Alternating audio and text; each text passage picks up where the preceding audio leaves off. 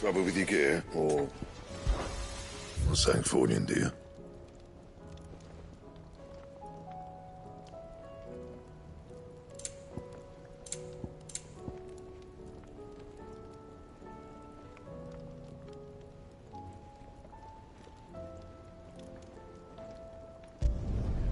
Not bad, if I do say so myself. And?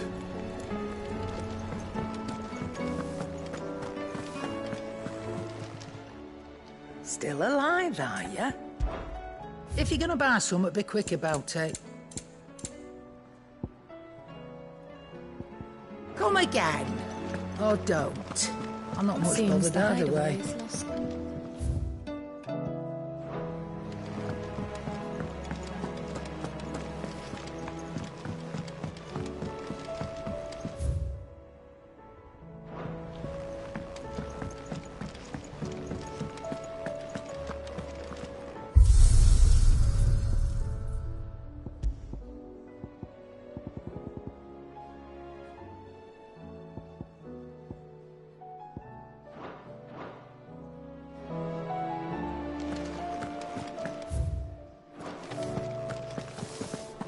Did you see the pair that got hauled into tires?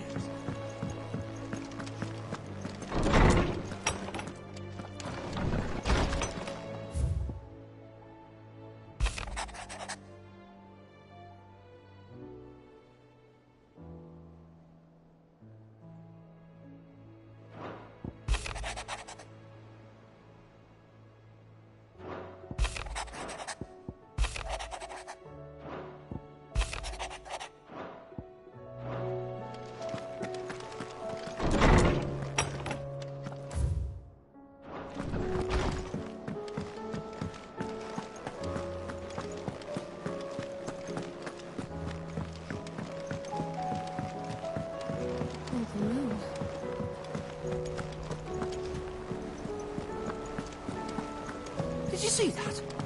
Tell me you saw that.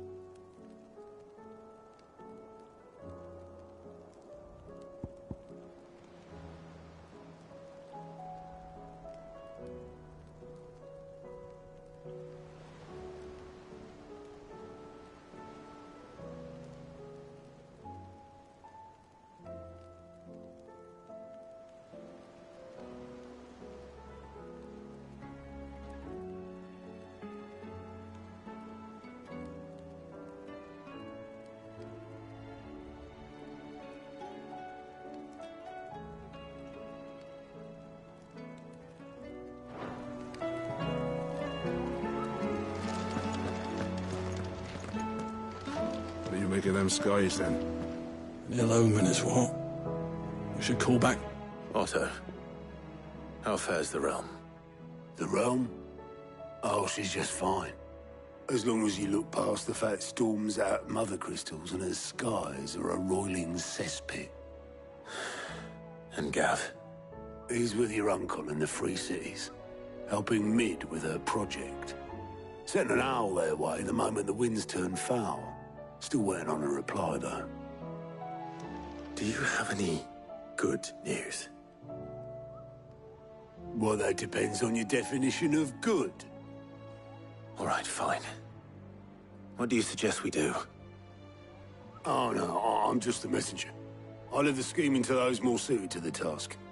Could be that Lady Vivian and Old Tomes have their own thoughts on the current state of things.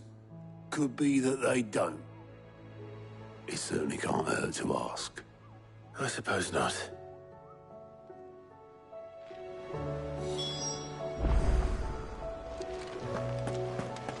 There's talk of these skies driving.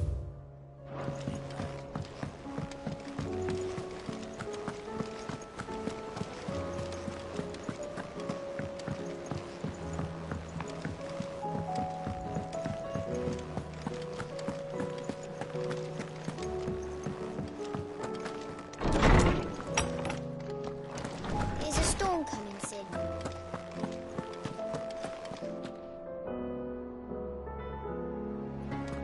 Let me guess. You're here about the skies. Is there anything you don't know, Lawsman? It doesn't take a court astrologer to augur the obvious. As for what has disturbed the heavens, that, I believe, is a question the Fallen might be better placed to answer than I. And on the 6th day did the gods tear the sun from the firmament, visiting darkness upon their prideful sons and daughters. But I dare say you remember your childhood lessons on the sins of Zemeckis only too well. You think they're connected? That Ultima was one of the gods responsible? Well, he has certainly exhibited powers that we mortals would associate with the divine. There is nothing divine about him. But he wouldn't be the first god of whom that could be said, now would he? Yet for all the fairy tales that tell of the sins, there is almost nothing in the way of actual historical accounts. Had I the Journal of Moss the Chronicler, I may have been able to tell you more, but alas, I fear all remaining copies have been lost to time. You will forgive me, I hope? Certainly not. Because there is nothing to forgive. Even without this journal, you've provided us ample wisdom. And we will always be grateful for it. I was wondering when next you'd visit. I don't believe you've read this particular chapter before.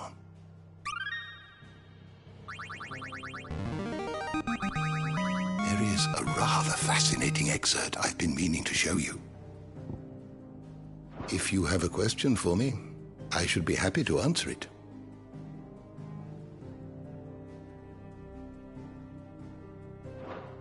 You are always welcome, Clive.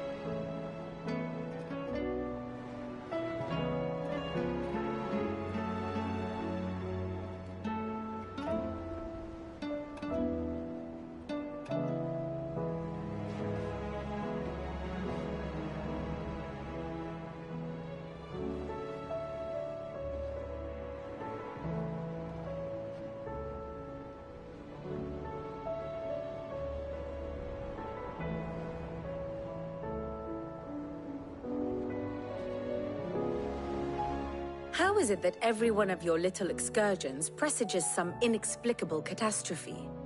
Not that you are to blame for the Dominion's fate. No one could have predicted the actions of the Crown Prince. I'm sorry I couldn't save your home. My countrymen are stronger than you think. A few toppled clock towers won't break their spirits. They'll be back on their feet in no time. I hope so. Look at us. Bluer than a pair of bog crabs. Tempting though it may be, sulking will not help us find a solution to this mess. You believe there's one to be found? I don't know. But I am certain we're more likely to find it if we first examine the facts.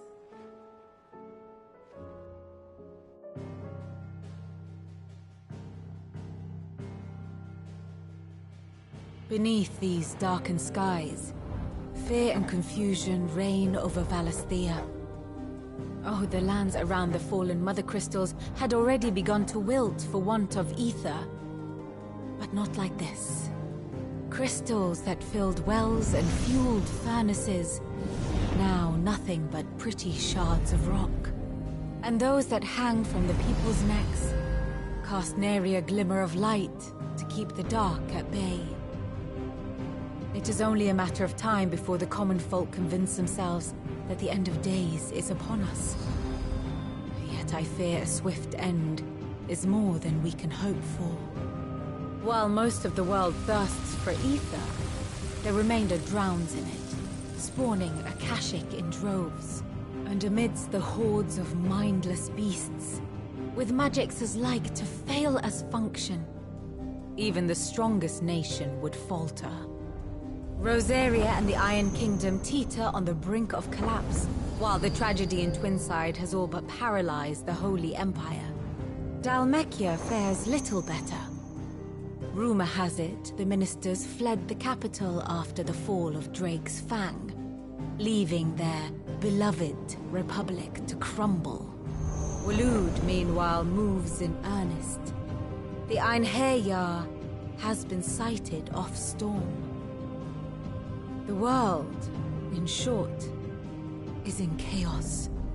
It would seem our civilization was nothing but a castle of sand, to be washed away at the whim of the waves.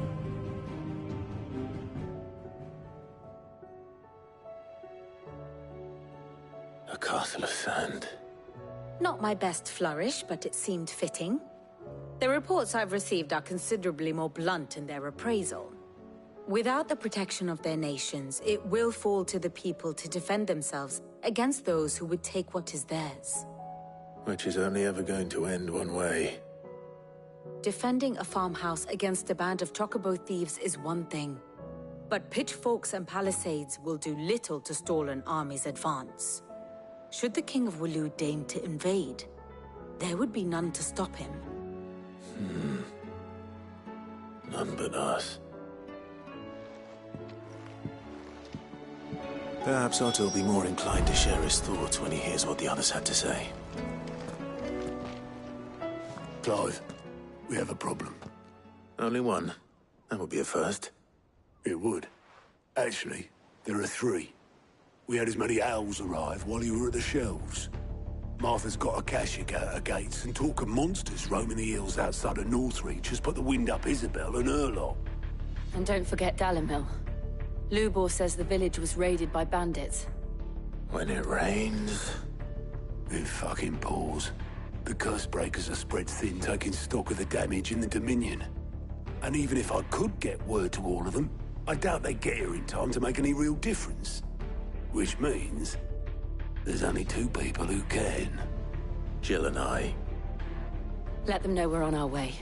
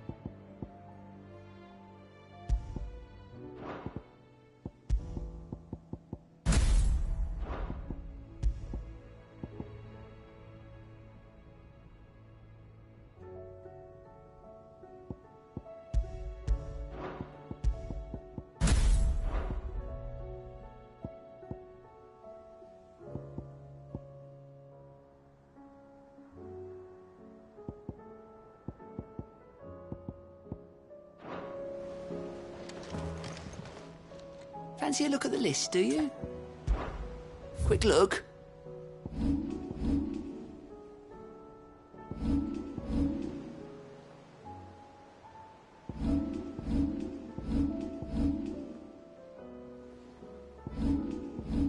Always something in there.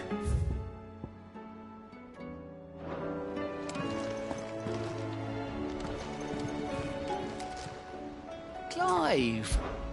Quick look.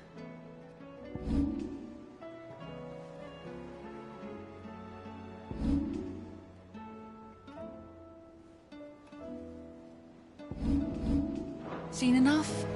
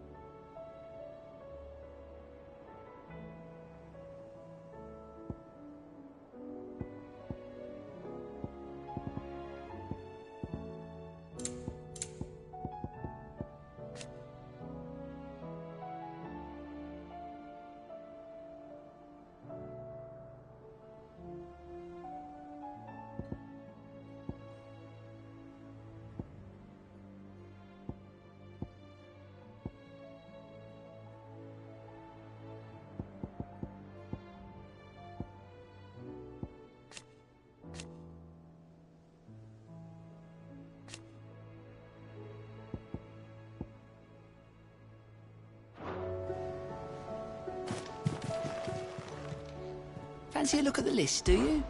Here you go.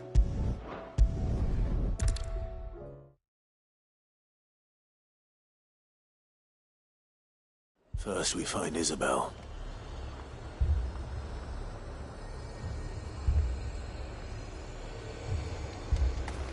Heard a bloke saying he saw ghosts on the far side of the wall.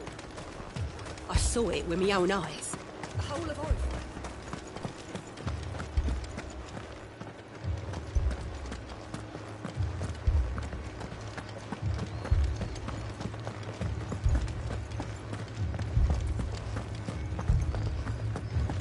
I can't do it. I can't.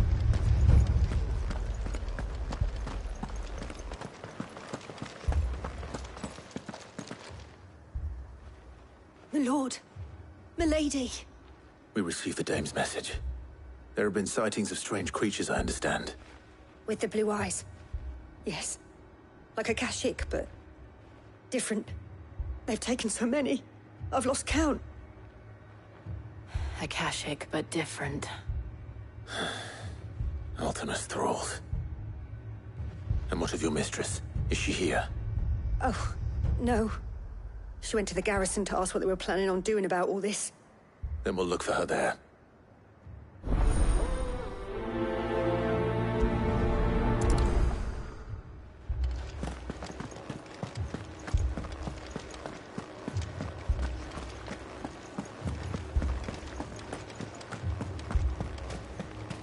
We could leave.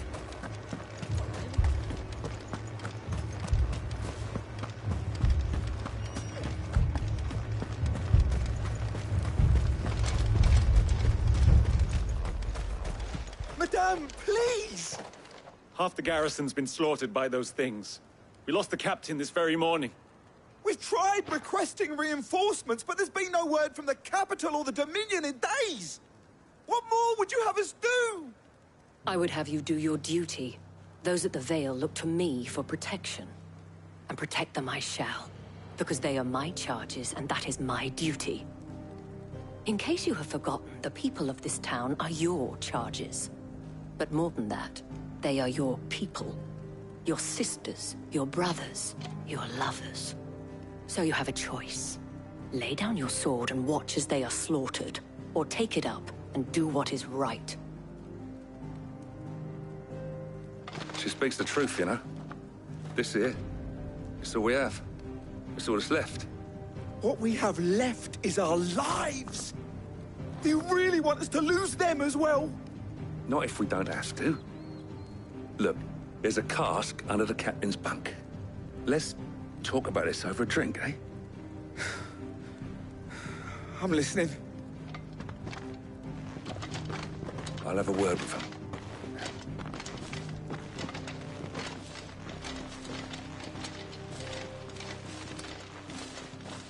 Ah, Clive. I didn't expect help to arrive so quickly. And sought to take matters into my own hands. It was a noble effort. But I thought you might still need some support.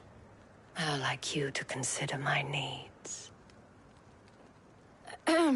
What we need to consider is where the creatures came from. The way the survivors speak of them, one would think they appeared out of thin air. And perhaps they did. It's hard to know what to believe these days. We'll talk to the survivors.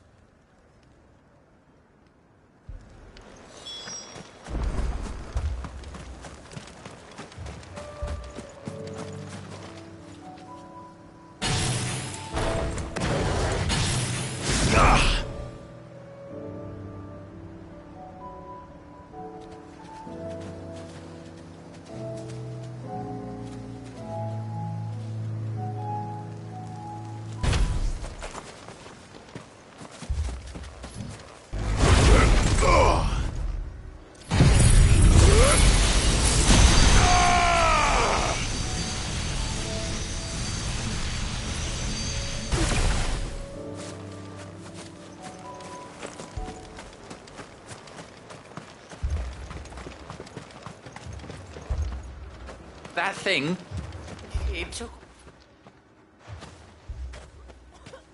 Did you see the creatures that attacked you? Creatures? Yeah, They came out of nowhere. They went for Joseph first, then me, and then they were just gone. Do you remember where you were? On the road from Oriflamme. We just passed Moor when... Where's my Joseph? It's all right. Just rest now.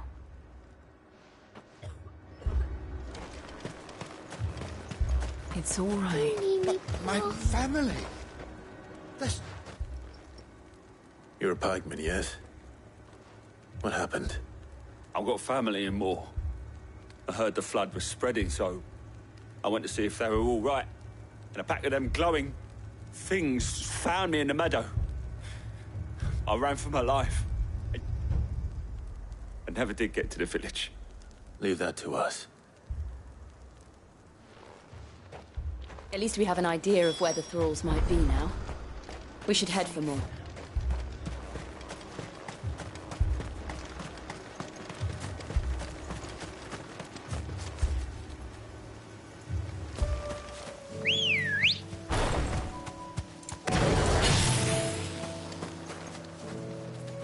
Let's go.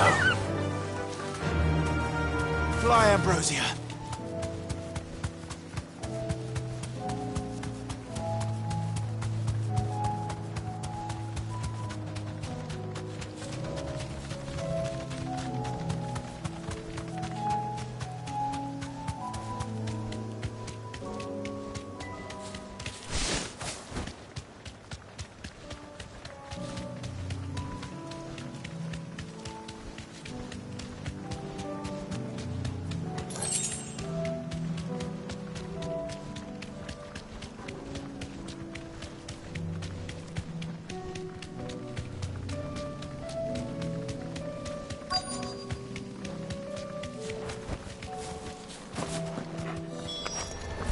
Clive, look! I see them. With me!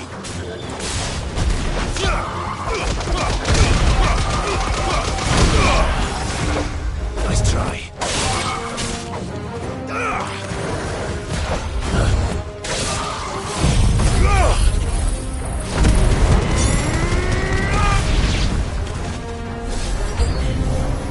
Should I prime? Save your strength.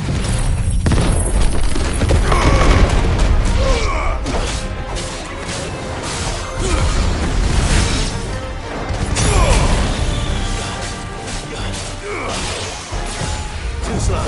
It's over.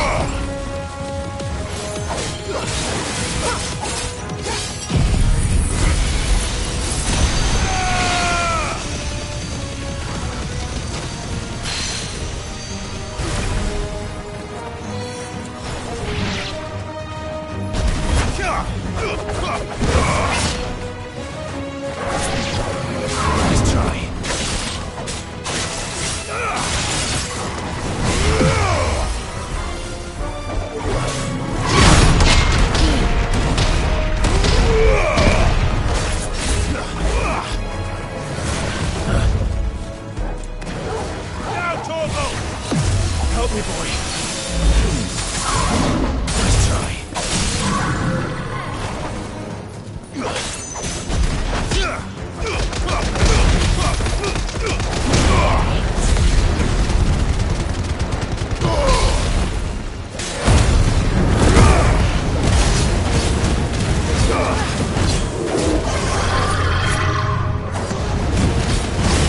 Nice try. Too slow.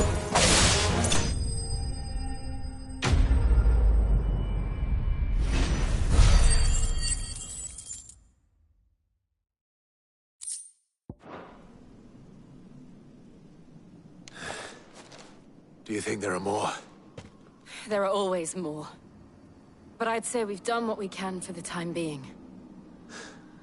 Then we should let Isabel know.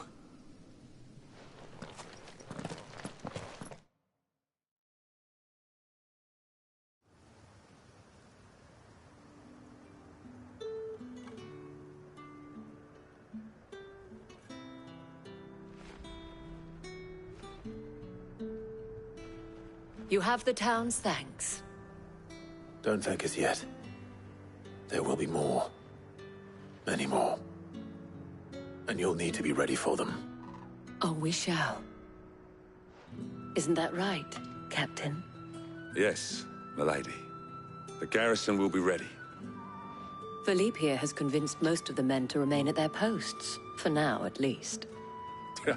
Hearing that the Dane would look kindly on any man who committed himself to the task certainly didn't hurt. It's not the most selfless of motives, I'll admit. But whatever it takes, eh?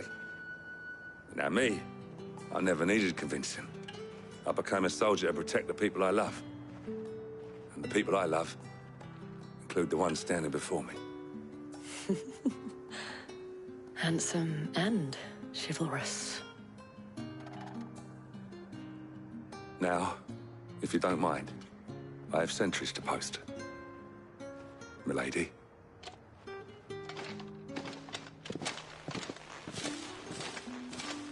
Lest you wonder, I'm not foolish enough to believe that this has solved all of my problems. But it has solved one, and that's one fewer than I had this morning. Thank you again, Clive.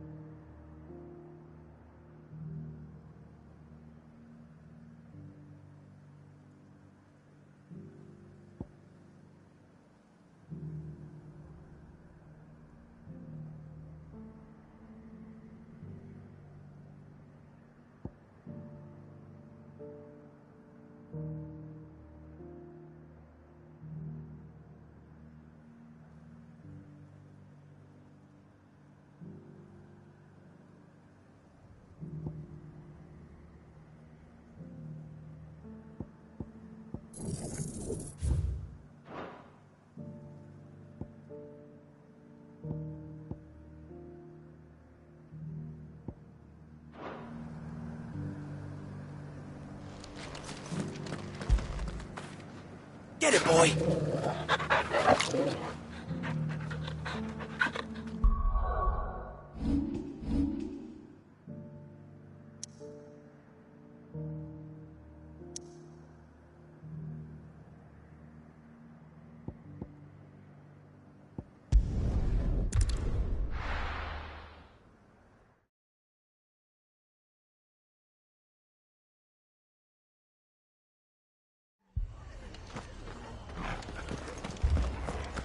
This man's gonna die if we don't get him to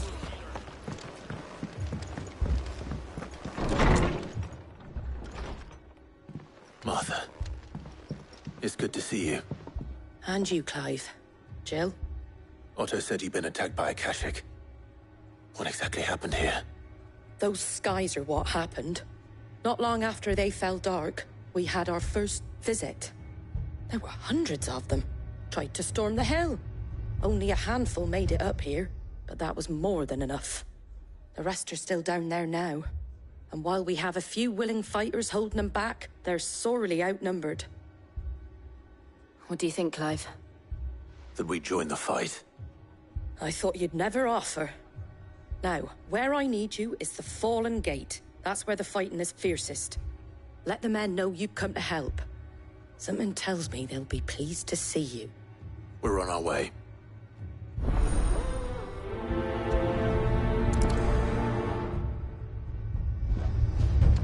Do you think there are as many as Martha says? More.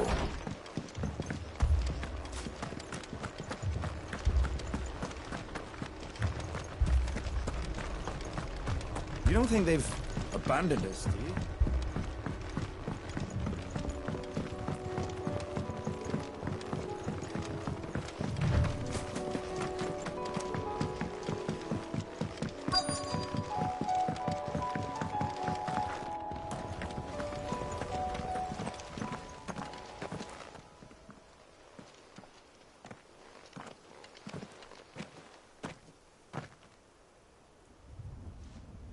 Clive, wounded.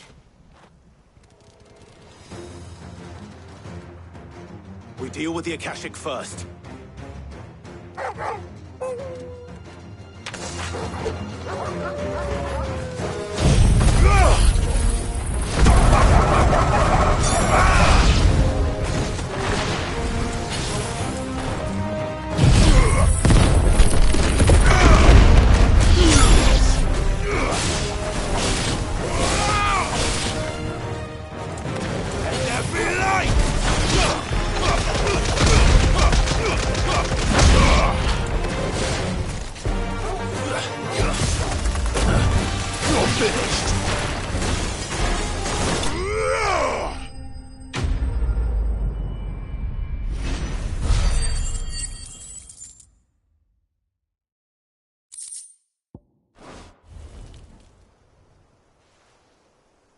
These men don't have the look of hired swords.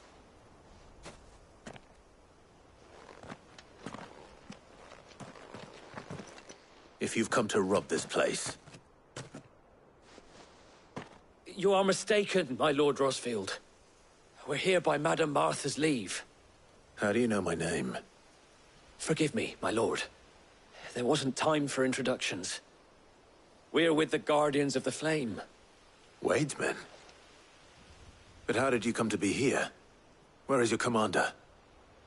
Sir Wade left earlier with a scouting party to find out where the Akashic were coming from. Did he? Take your wounded back to the inn. Martha will see you're looked after. We'll join you anon.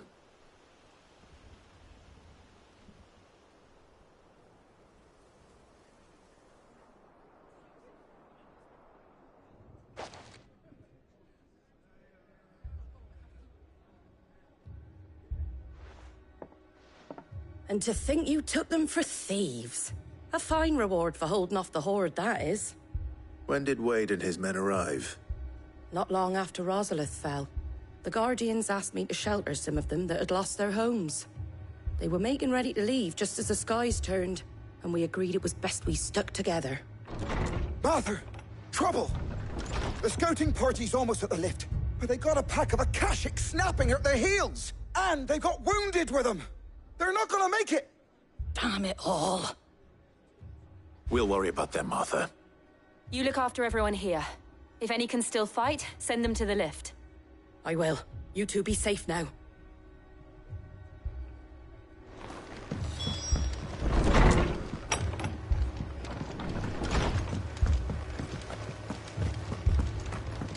My brothers. Mad dogs.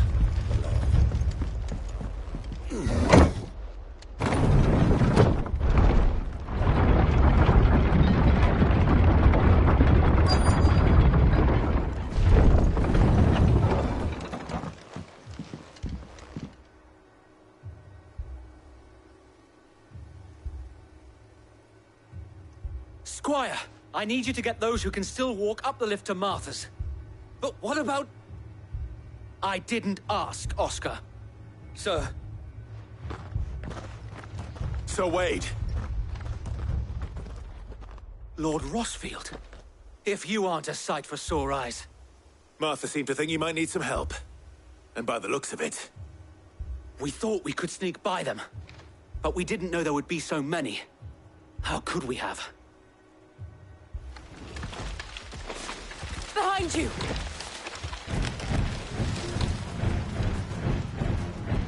Damn it!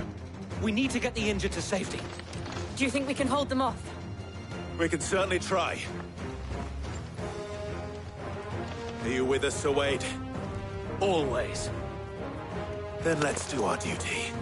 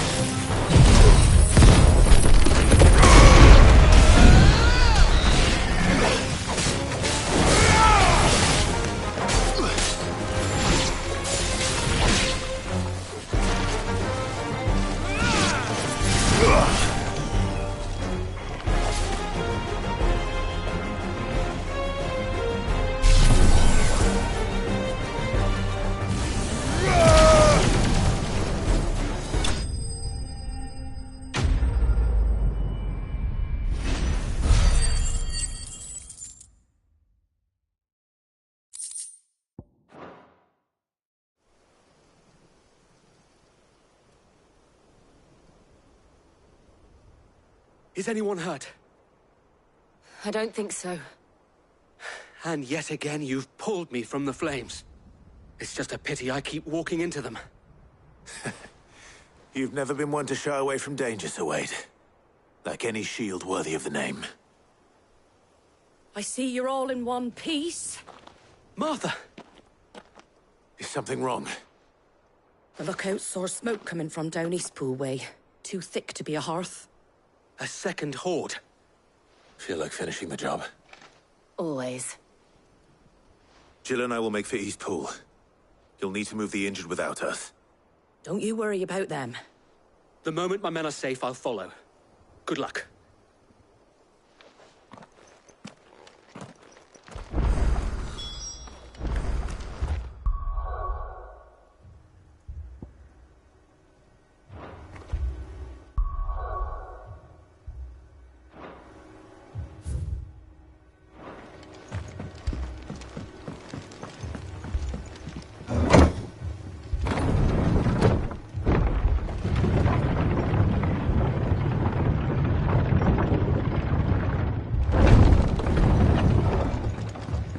Mad dogs. My brother. This man's gonna die if we don't get him to a healer.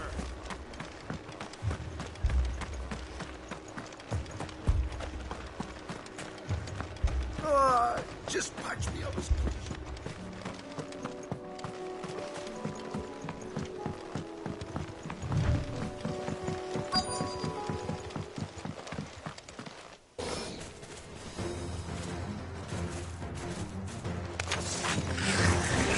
They're headed for the rest. We have to slow them down. Martha and the others won't be ready.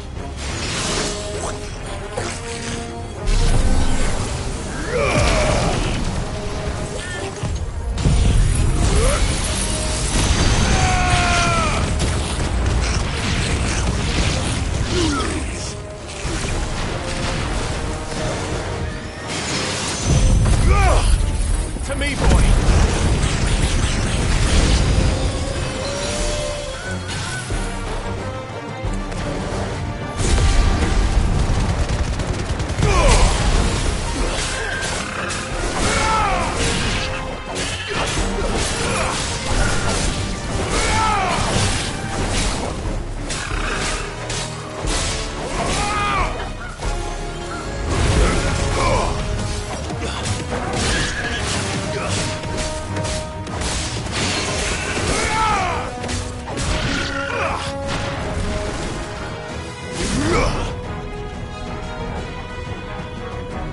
This one.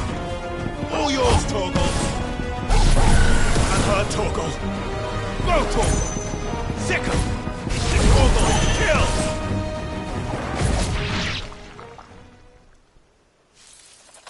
Something's coming. Apologies, my lord. Did I miss anything? Only the first round, Sir Wade. Shall we? Get him! Now, Torgal! Attack! Torgal, kill!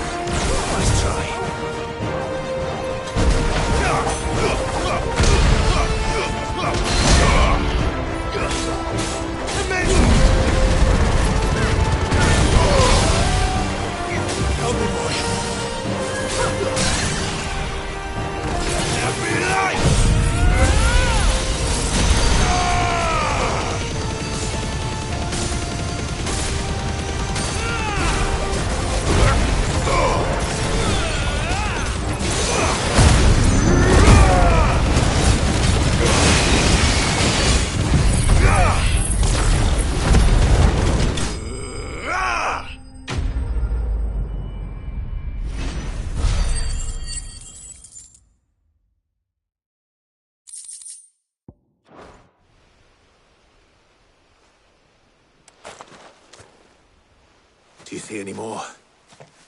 No. I think that was the last of them. But it won't be long before the next lot arrive. Then we make for Martha's while we can.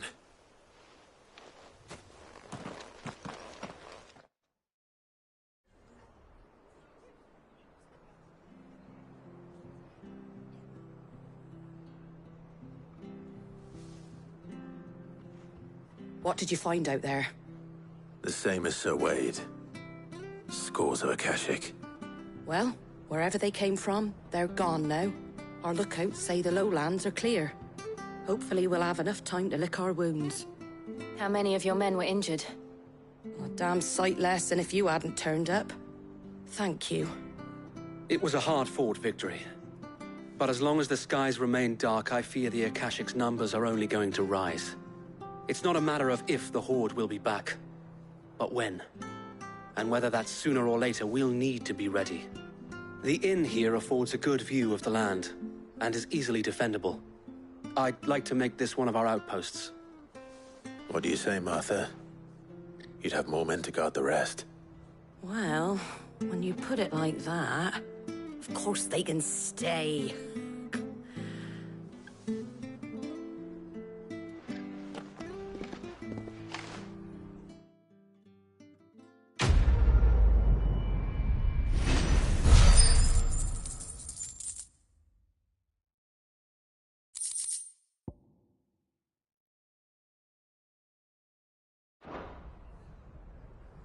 My lord, there's someone I'd like you to meet.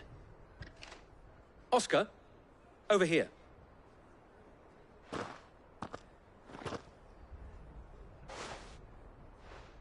It is an honor to make your acquaintance, Lord Rossfield. I am Oscar. Oscar of House Murdoch. Murdoch? I wasn't aware the Lord Commander had children. Oh, he didn't. But his brother, my father, did. I am Sir Rodney's nephew. Well, go on, then. It's not for me to ask him. Yes, Sir Wade.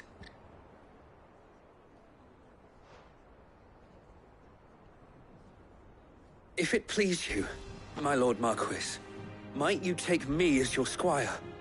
I would learn the duties of a shield from the finest.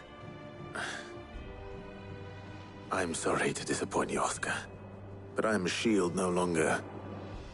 Nor was I ever the finest. And spending time in the company of an outlaw hardly seems a fitting education for one aspiring to take his oaths. My Aunt Hannah once told me that a man is not defined by his title, but what he does in its name. You have accomplished much since taking on the mantle of Cid, winning no little honor in so doing. And I would sooner serve under an honorable outlaw than an unworthy shield. Not that Sir Wade and the other Guardians are... I mean to say that, they're... It's all right. We know what you mean. There is only so much the boy can learn from me, my lord. But a squire... Would that really be so bad? You were a squire once. And I'm certain Sir Rodney would approve.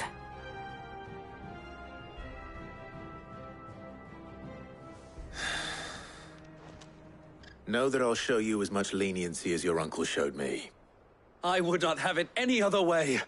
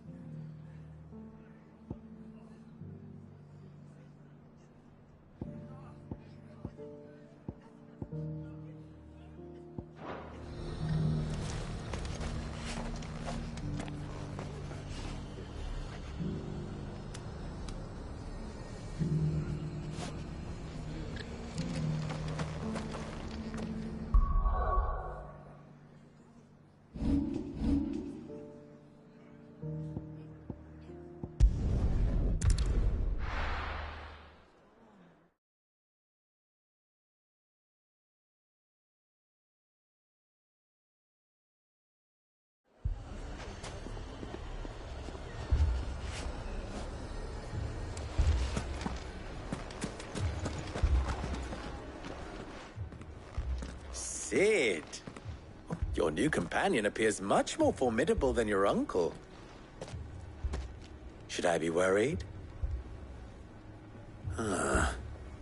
You haven't been introduced.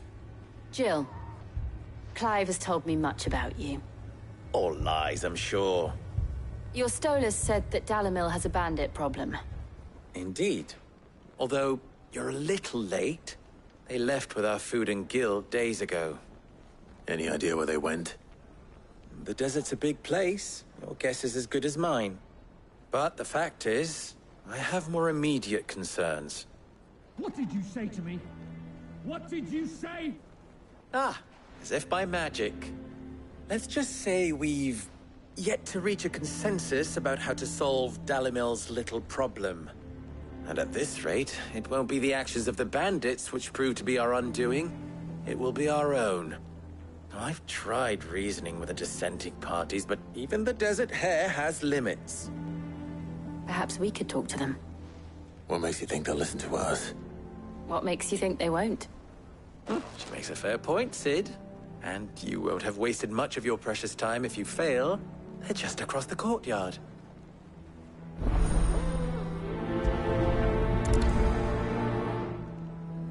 Suppose we just follow the shouting.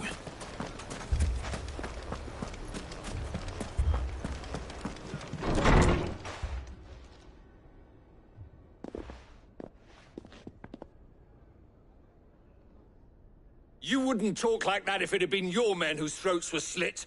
Blood for blood, it's the only way.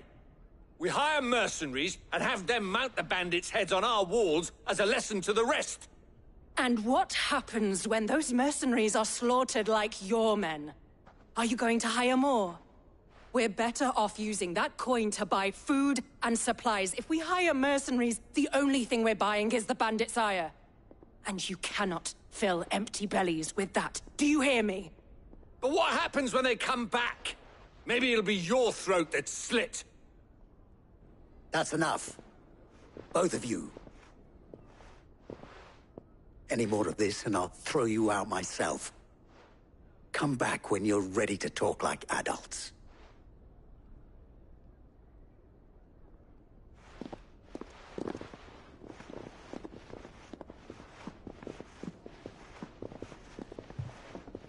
Victor. What's he doing here?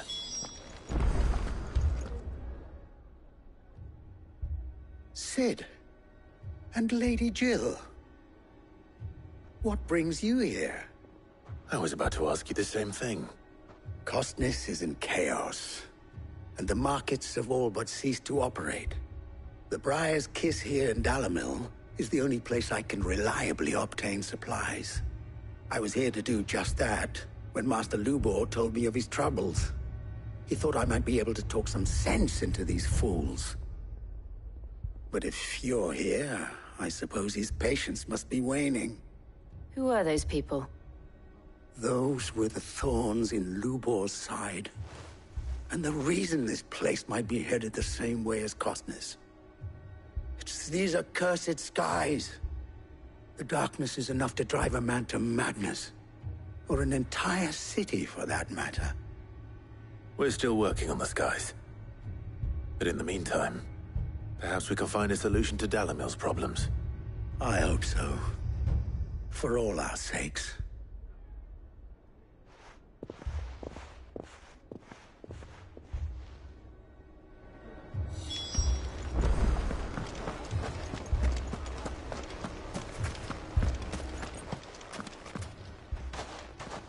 So, you see my predicament?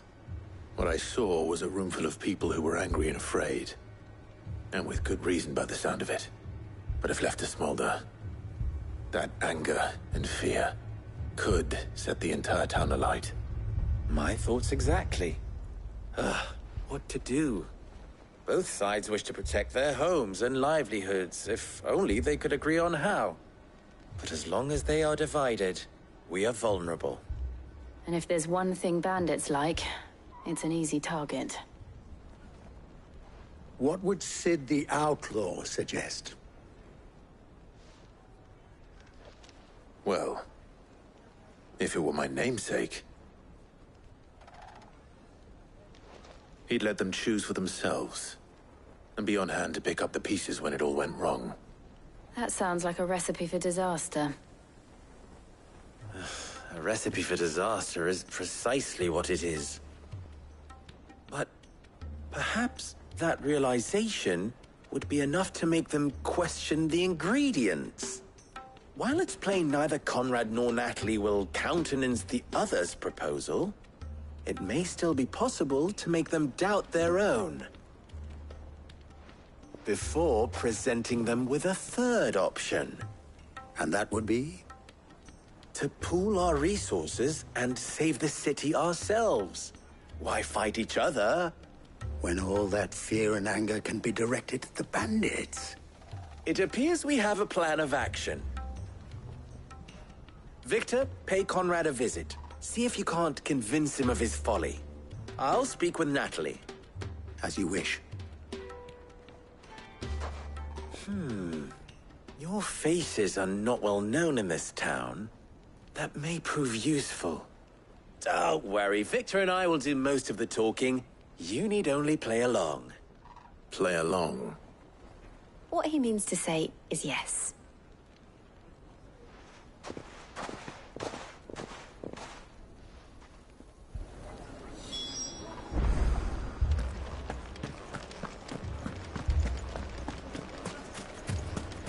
Picture it, Conrad.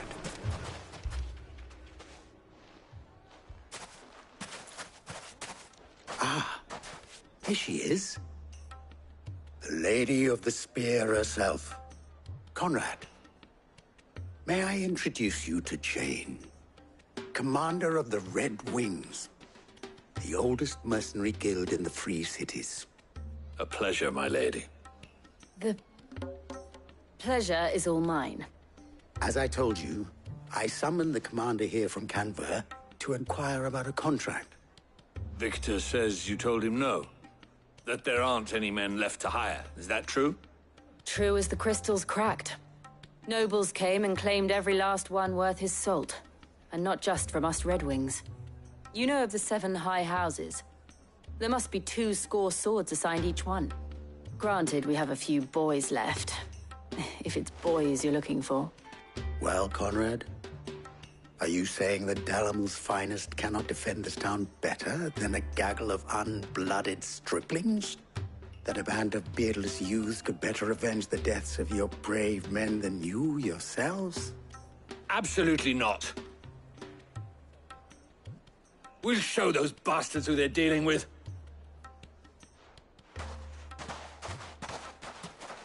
I can't believe that actually worked. Conrad's not what you called the brightest candle in the crypt. And there's a reason why I had you do the talking and not Sid. Well played, my lady.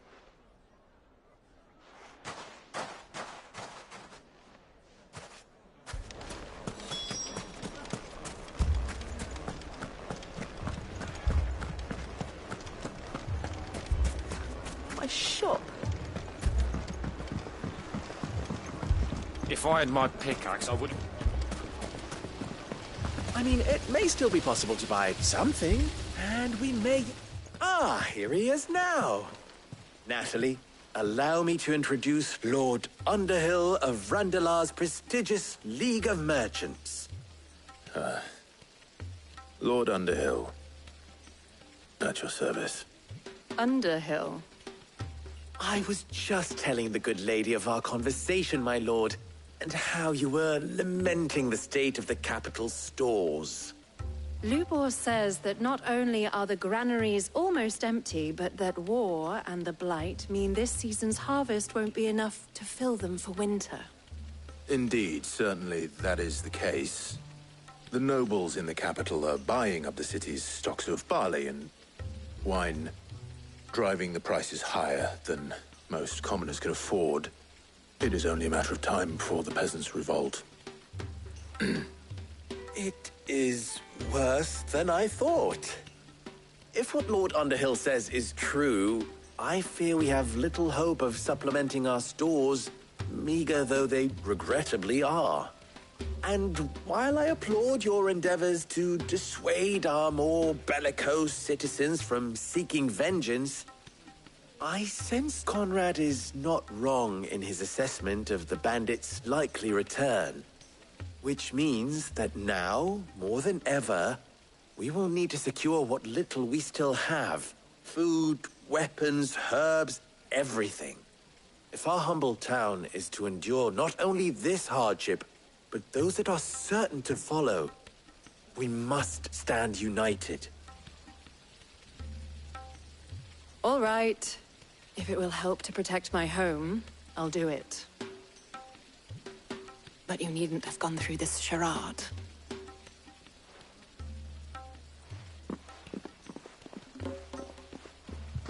Thank you, Clive. Your performance was nothing if not workmanlike. She saw right through it. I didn't say it was good, merely that it produced the desired effect. Now, my scouts should be returning shortly. Meet me back at the Briar's Kiss, and we shall see what we face.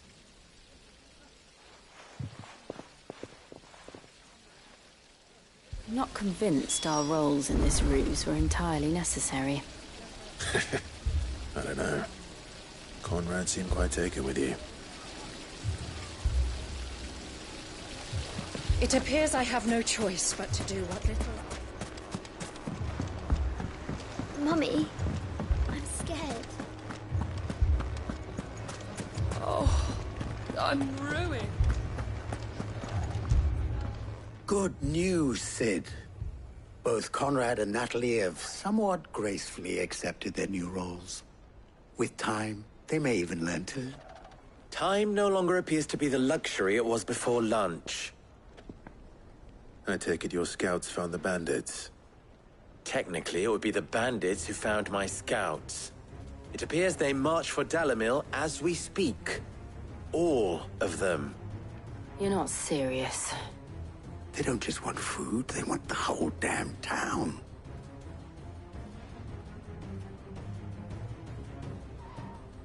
I have a favor to ask. I'm told the bandits march in two groups, one from the south and one from the desert, in a move doubtless intended to stretch our already gossamer-thin defenses. Very well. Jill and I will meet those from the desert. But what of the rest? The rest, my friend, the city shall fight. Together. The stakes, I concede, are high.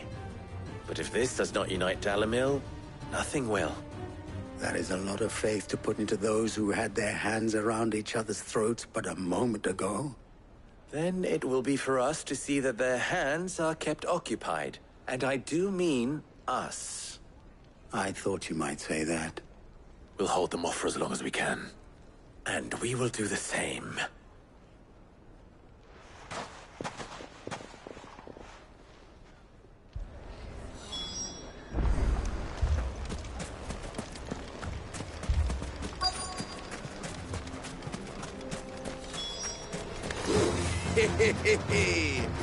The women folk have come to welcome us.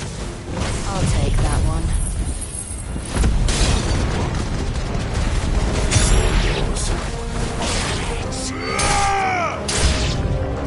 They mean to overwhelm us.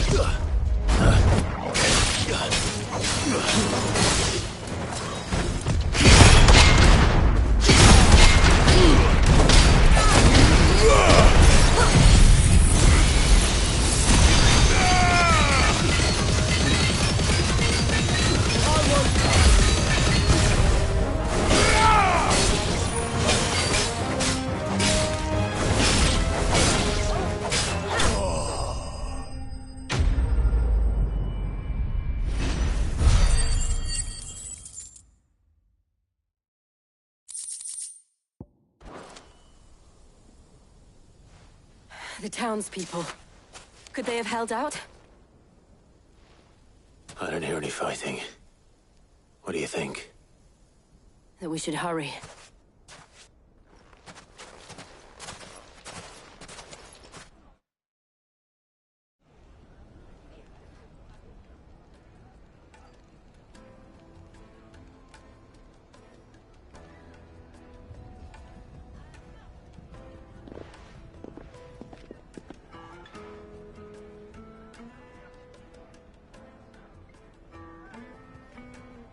Natalie, I owe you an apology. You did well out there. The inn would have been lost had you not held the line. Without you, there would have been no line to hold. You saved us, Conrad. You saved Dalimil. We all saved Dalimil.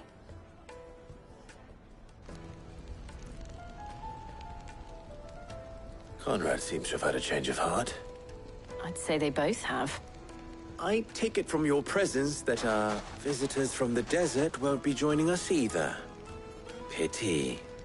The plan worked, Sid. Granted, it only took an army of bloodthirsty bandits at our gate.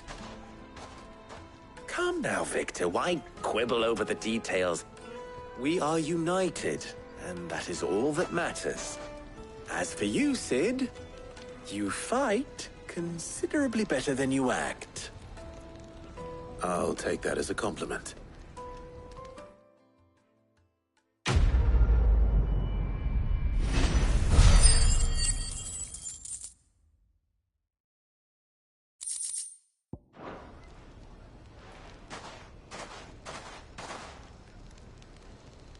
friends seem to have things under control. For now, at least. Let's go and put Otto's mind at rest.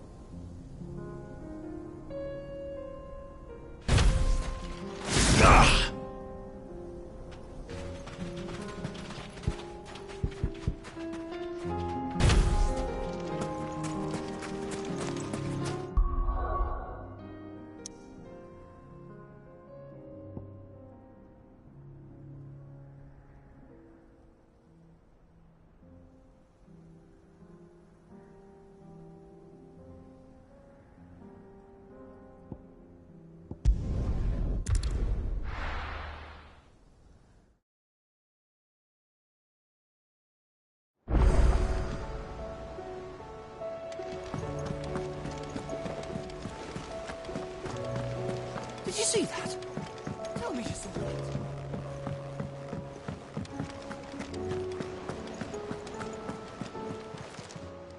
How may I help you today, Clive? All yours. Come again. I may have more for you.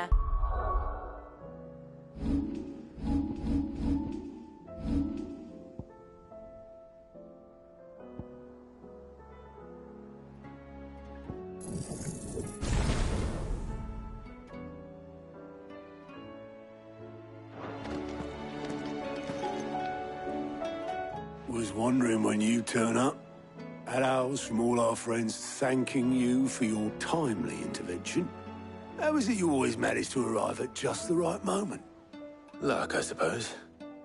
Any word on the rest of the realm? Let's see. Storm's still crying out for mother crystals. The nations are still in chaos. And the skies are still the colour of a kick in the kidneys 2 days on. So... Right. Clive, we knew this was going to happen. Well, not the bleeding skies part, but you take my point. Now's not the time to second-guess yourself. Now's the time to visit the infirmary. Talia says your brother's awake. Thank you, Otto.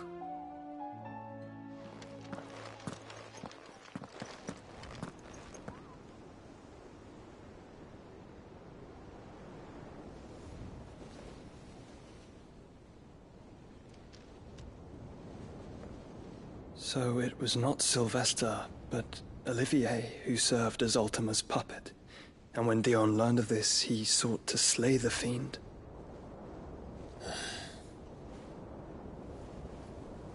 Only for his father to take the spear that would have freed him. Enough to drive a man to madness. Small wonder he hasn't stirred. I would be afraid to wake. Had I but reached out to him sooner, warned him of the threat Ultima posed. But now, both an empire and her prince lie broken. Joshua, what do you know of Ultima?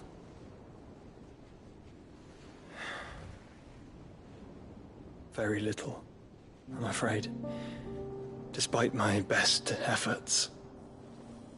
18 years ago, as I lay buried beneath the rubble of Phoenix Gate, it was not death who came for me, but another. And it was while in my rescuer's care, I first heard of Ultima. I've been chasing his shadow ever since. Ultima is driven by some deep, dark purpose, and for whatever reason, it would seem you are crucial to his designs. He will stop at nothing to have you. Even if that means toppling an empire. But why me? What possible use could I be to such a creature? That is one of many answers that have eluded me. Yet, I am certain of this. It is not mere chance. You were chosen for a reason. All dominants carry within them the might of an icon. Nigh limitless power that is at once acutely limited. I wield fire, and only fire. And I only ice. 8 wardens for 8 elements. But you, Clive. You are different. You're special. Your abilities begin with the flames of Ifrit. But they do not end there. The fact Ifrit can even exist goes against everything we thought we knew of dominance. Perhaps Ultima has been waiting for one such as you, whose potential is truly limitless. I've encountered that thing several times now.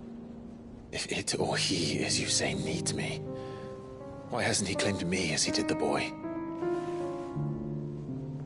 Were I to hazard a guess, I'd say the two of you are somehow incompatible.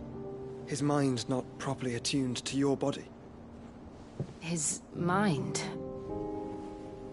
Mind, awareness, spirit, call it what you wish. But I believe Ultima to be an embodiment of the concept. This is why I struggle and fail to contain him here inside me. I'm sorry. Inside you? With every setting sun, I feel my strength wane. And though the Phoenix's flames mend the prison I have made for Ultima, they do so at a cost. We must find a means to bring an end to him before I meet my own. What were you thinking? It was that or let him take Clive. And I've always had a soft spot for my brother. But that doesn't mean you should sacrifice yourself to save me.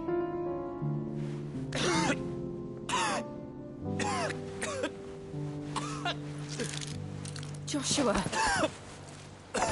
Clive! It's Gav! There's an army of Akashic at the gates of Canver.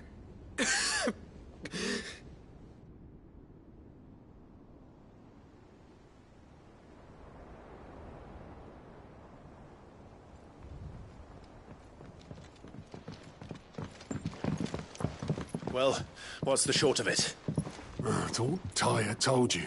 The capital of the Free Cities is under siege by an army of monstrosities. The City Guard are doing their best to stem the tide, but numbers ain't on their side. What of Lord Byron and Mid? Were they able to escape? No, but they're all right for now. They're hiding with Gav at midship. We have to get them out of there. And we shall. Otto, prepare a Stolas. Tell Gav to stay exactly where he is. Understood. Vivian, what's the swiftest route to the Free Cities? That sounds like a question for the map. Look here. This road, through Tabor, should provide the least trouble. Good. What a coincidence. Tabor is exactly where I'm bound. Joshua, bed is where you should be bound. You don't think I told him the exact same thing? Were Tyre not such a talented healer, I would surely have been inclined to agree. But, thanks to her ministrations, I feel I may safely rejoin my attendant, who was to wait for me in Tabor if we became separated. All right, we travel together. Clive. If he stays close to me, he'll be fine. Thank you, brother. I'll look after him.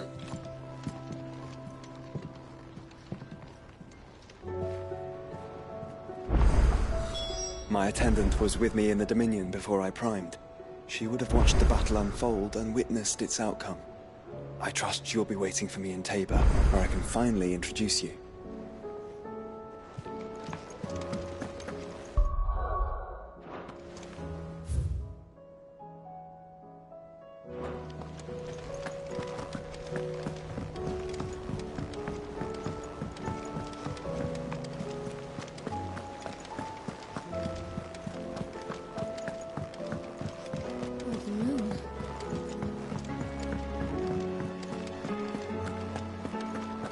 see the pair that got hauled into time?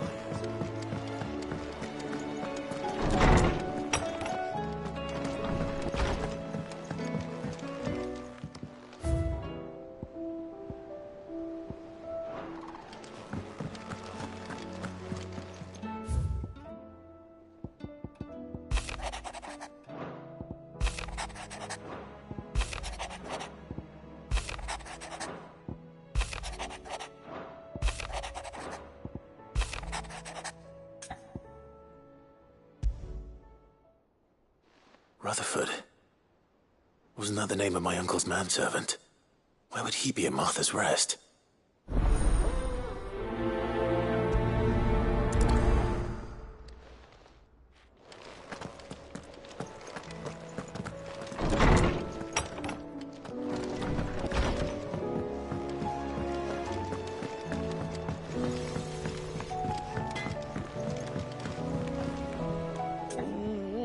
What am I gonna do?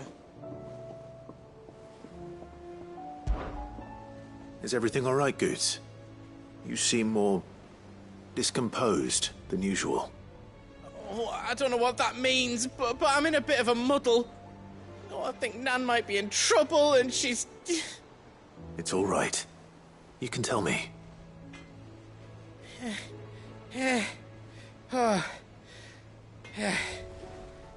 There was a trader came by. One of our usuals, like. Said he'd heard some rotten rumours about her down Dallimil Way. Folk are saying she's been selling to bandits and cutthroats and that.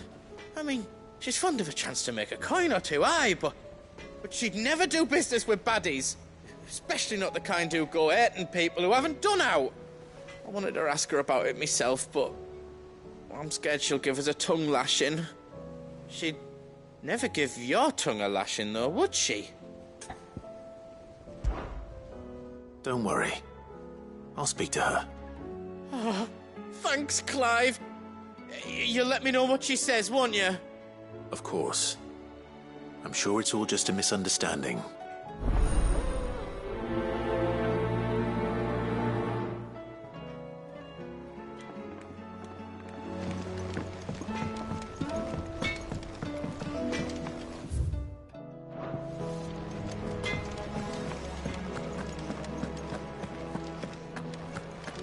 Seems the hideaway has blasted lost book. it. Here, you put me in this situation, Clive. You can bloody well get me out of it. I need a hand with a recipe. Are you sure it's me you're looking for? I'm not much of a cook. I'm all the cook will be needing, thank you very much. What I want from you is a little of your time, right? Oh, and perhaps your sword. You remember Ivan's stew, right? Well, despite the look of the thing, and that awful stench, people wolf it down. So I thought I'd try making one of these supposed masterpieces myself. Had a peek at the book and gave it a go, but, well... It wasn't as straightforward as you'd hoped. Ivan had the same problem. Yeah, but this is my blimmin' kitchen, and I will not be outdone. So if you don't want to be seen as playing favourites, I suggest you lend me a hand. I've never been one to play favourites, Molly. And I would be only too happy to lend you a hand. So, what's on the menu this time? A fried mortress of skyworm. That's one heck of a name, innit? Recipe seemed easy enough to an old hand like myself. Thought I'd followed it to a T. Only, turns out skyworm livers and drake's mint are not what I thought they were. At least I hope they're not, given the rancid mess they made. Ivan said the recipes in the culinary pilgrimage date back centuries. Who's to say the ingredients even exist anymore? Well, that's a question for a scholar, wouldn't you say? Perhaps you know of one? Kindly old fella who haunts the shelves, maybe? Fine. I'll go and speak to Harpocrates. Perhaps he'll know something. And if he does, I'll see if I can find your ingredients for you. You do that. Lest we forget, you've got a reputation to uphold.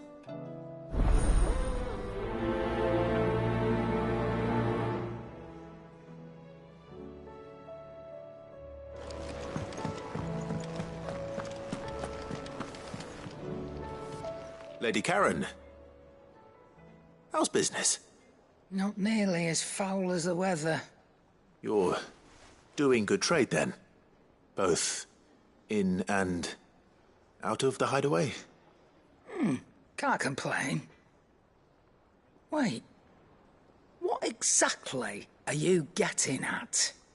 Not once in 5 long years do you pay my affairs half a care, but here you are today, raking me over the coals like a bloody popoto? Just asking. Out of interest. All right. I'm here because I was told that certain rumors have been circulating. About you selling weapons to brigands. Oh. Are ya? And who was it who knows me so well as to tell tales of my evil exploits? I didn't exactly hear firsthand. All I know is that someone in Dalimil has been spreading word to that effect. And what? You believe it? You think I'm profiting off the blood of innocents, do you? Look, I've done things I'm not proud of. Might be there were a time when I turned a blind eye to the wretchedness of the world so I could line my pocket. But that woman is no more. And you'd know that if you'd ever paid the slightest bit of notice. You're right, Lady Karen. I apologize. It was wrong of me to doubt you. No, it was. Now, I reckon you've got better things to do than pointing your do-gooding finger at a poor old woman. Of course. Good day.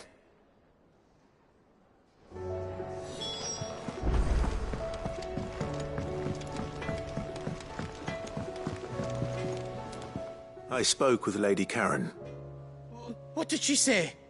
That the rumors were unfounded, and that I was a fool for thinking they might hold any truth, along with some other things that made her feelings clear. And while it sounds like she may have done things she regretted in her past, she says those days are behind her. Oh, well, that's good. I knew Nan wasn't caught up in out bad. But why would people say she was? What did she ever do to them? It's not right. No, it's not. But people do things for all sorts of reasons. Perhaps we'll never know. Well, I'm going to find out. That trader, he said they were all talking about her in Dalimil. So that's where I'm going. I'll find someone who'll tell me, you'll see. Are you sure that's wise? Whoever's spreading these rumors means Karen ill. Oh, right. But that's why you'll be coming with me, isn't it, Clive? I suppose it is.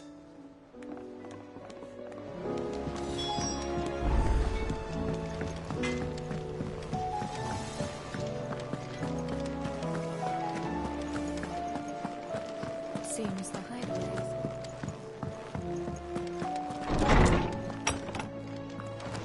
Is a storm coming soon? Lawsman Harpocrates. I've come to pick your brain if you don't mind. It's about the book you lent Ivan. Ah, Valisthea, A Culinary Pilgrimage, a classic. One of my favorites, in fact. The young man did a wonderful job with the Chance's stew. I do hope we shall be able to sample more such marvels in due course. That's actually why I'm here. I don't suppose you know where I might find skyworm livers and drake's mint. Ah, so the fabled Sandbrequois delicacy is next on the menu. Delightful. The descriptions of fried mortress never failed to make my mouth water. Now, skyworm is a somewhat antiquated name for the wyvern, their ground livers being the paste from which the mortress is made. Dragon livers. How very Sandbrequois. One would have thought the disciples of Bahamut would have a touch more reverence for their icon's brethren, but apparently not. I believe the specific dragon the recipe demands is the blueback wyvern, said to be the very color of the sea beside which it resides. So we know where to look for our liver. But what about the drake's mint? Saint's bonnet in contemporary parlance, a herb which grows along the North Reach coast. I gather that one can locate the cheerful yellow flowers by their heady scent alone, so I'm sure you'll have no trouble finding them. I may add that people once believed game was best served with the flora that sustained it in life, in which regard fried mortress of skyworm is undoubtedly a typical dish of the time. Meaning that if I find one, I find the other. To Northreach, then. Best of luck, Clive. And do save me a bite once the dish is complete.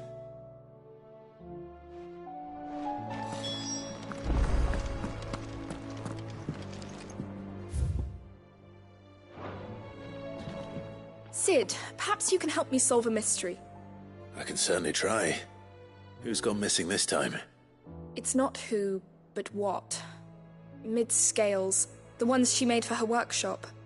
I borrowed them to teach the little ones about weight, and shortly after the lesson, well, they vanished. My first thought was that they'd taken them off somewhere to play, but when I asked, they swore they had nothing to do with their having disappeared. Which almost certainly means they had everything to do with it. Of course.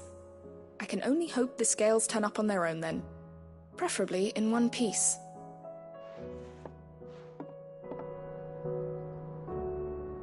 Sid, perhaps you can help me solve... I can certainly... It's not who... I borrowed my... which... Perhaps a visit from Sid will jog their memories. I think it just might. Thank you. I don't like to imagine that my pupils would lie to me. But if they have, I'll have no choice but to discipline them accordingly. They were in the atrium when I last saw them. As always.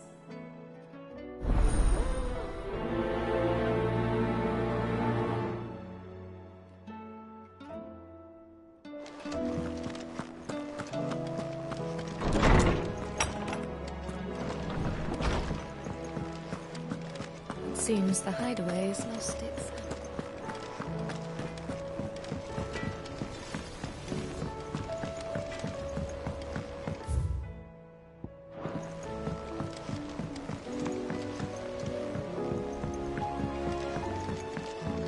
I heard the Emperor was impaled on his...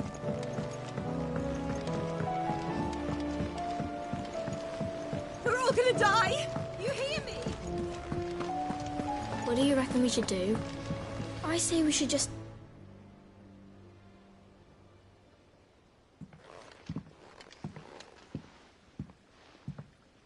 Sid! Hard at your studies, I see. And what is that? It's not a set of scales, is it? No. Of course it isn't. Well, not anymore, it's not. Oh! And just how long hasn't it been one? We're sorry. But we didn't break them. We dismembered them. Just like Miss Mididol showed us. Miss Mididol? And why would she have you dismembering her creations? Because that's the only way to become a ninja-neer. Miss Mididol said, the best way to see how something works is to take it apart and put it back together again. Well then, your work is already half done. Carry on. About that. The taking apart was easy enough, but it's the putting back we can't work out. Speak for yourself. The heavy thing goes at the bottom. Then...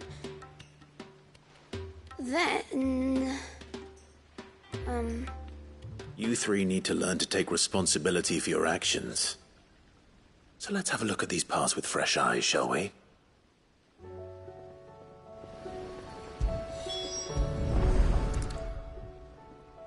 All right. Everything here was once part of Miss Mididol's scales. Every piece has its own role to play, and each is just as important as the others. If even one of them is missing, the scales won't work. So let's think about what those roles might be.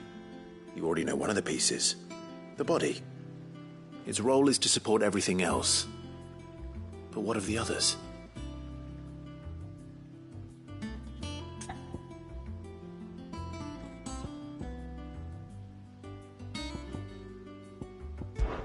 This is called the arm. Why do you suppose that is? It doesn't look much like an arm. You're right. It looks more like a wing. Like a chocobo wing! You've ridden a chocobo before, haven't you, Sid? Will you teach me to ride one day? I'll think about it. Now, what do arms do? Hold things. So wait, maybe this arm holds things too? Good thinking. You're on the right track.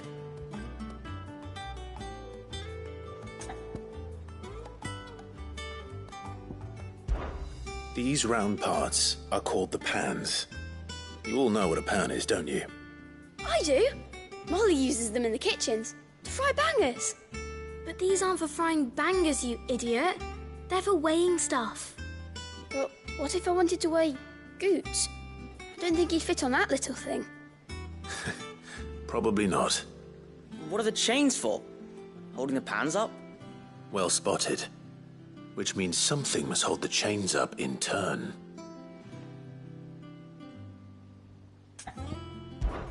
This tiny piece is what's called a cogwheel, or gear. Have you ever seen one before? I have.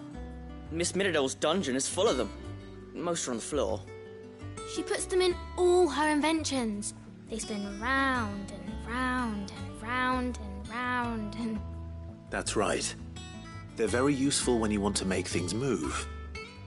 Do you remember if there was anything on the scales that moved? I remember the arm moved when I tried weighing an apple. And then somebody ate it. Not my fault. You shouldn't have tried weighing it before lunch. You know what part's supposed to move and how it's supposed to move. So, let's put the pieces together first, see what doesn't move, and then stick the cogwheel to that. Not a bad idea. You see? It's not so difficult. So, now that we've taken stock of the parts and learned what they do, what do you think? I think we've got it. Then here's what we'll do. You tell me what goes where, and I'll put the scales together. Well, obviously you need to start with the body. All the other pieces fit onto it, don't they? And the arms go on the body, just like real arms. Or wings, if you're a chocobo. And then the arms hold the pans by the chains. Very good. Let's see if that works. Ah, all finished.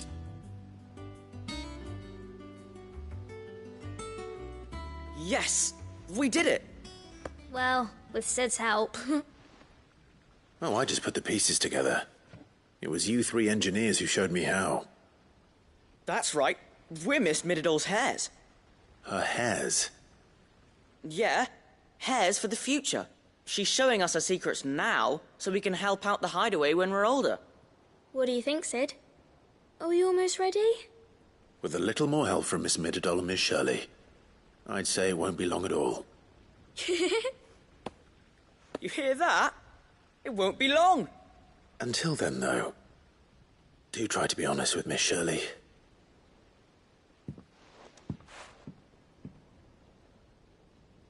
Hey, look! We never used the cogwheel. You don't think Sid forgot about it, do you?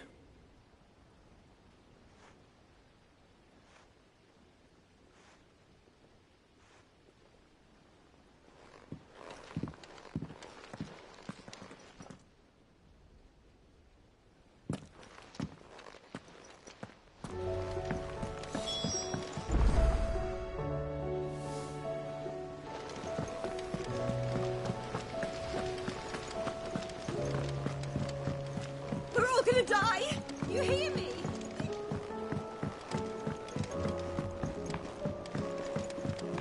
I heard the Emperor was impaled by his...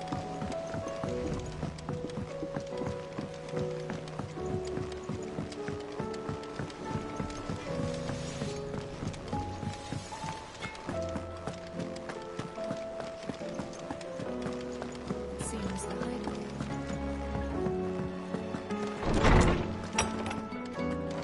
Is a storm coming, Sid? Well, did you solve the mystery? It was as you thought. The children had the scales, or the parts of them at least. They dismantled them to see how they worked. Oh, no, Mid will have my head. Thankfully she won't. This might even have been her idea. Although I was the one who ended up teaching the lesson. I'm so sorry, Sid. I know how busy you are. I shall see that the children are properly punished. Please, there's no need. Mid seems to have taken the three of them under her wing. She's even calling them her heirs. She'd have them follow in her footsteps. And her father's. I see. Sid, do you know why Mid has been spending so much time at the hideaway of late? She told me it was because her studies have been interrupted by events in Canva.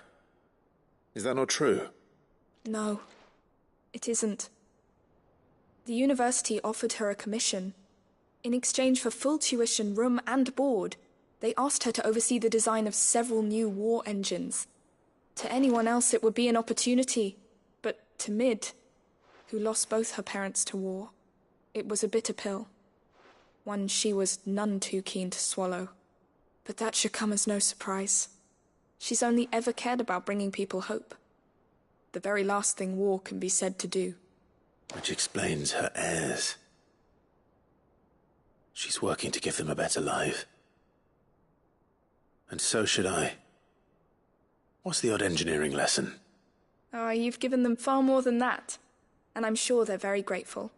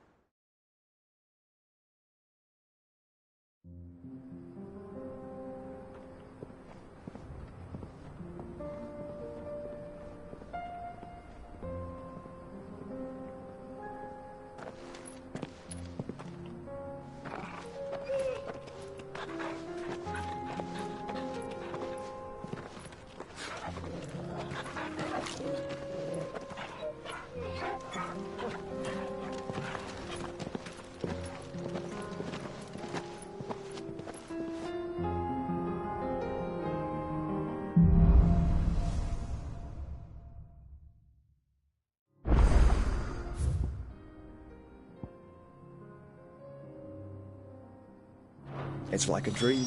The four of us out walking like we used to. Enjoying this, are you? Gav and the others could be in danger as we speak.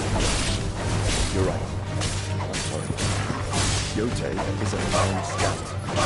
If Canva was attacked, she will already have begun gathering information. Table isn't far. We should pick up the pace.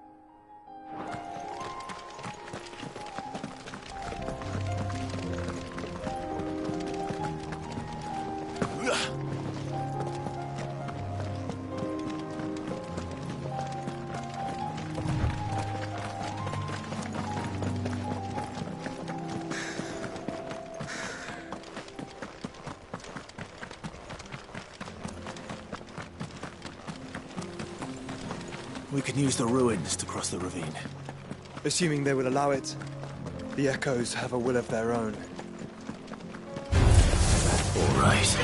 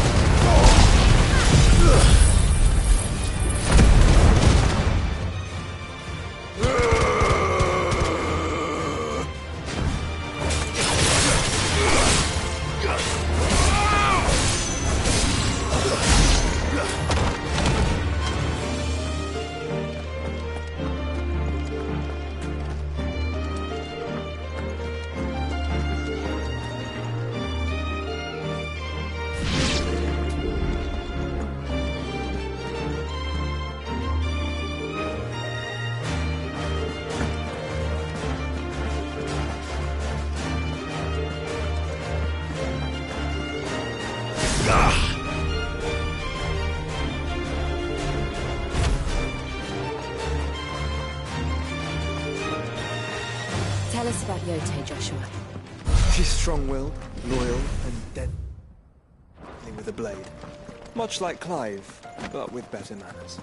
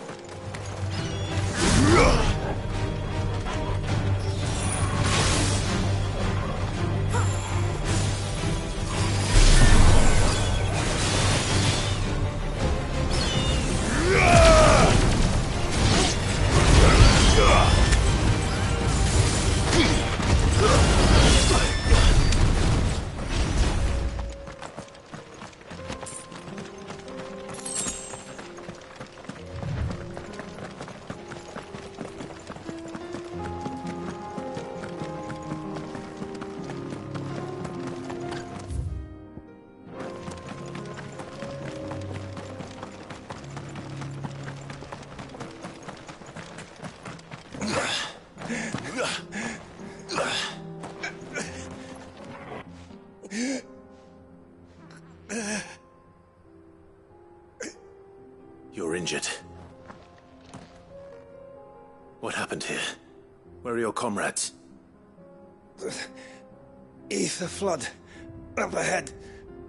It swallowed our camp while we slept. My own men did this. Turned every last one of them. There's a village not far from here. Tabor. The people were kind to us. It's only a matter of time before they won't stand a chance. We can't let those monsters reach the...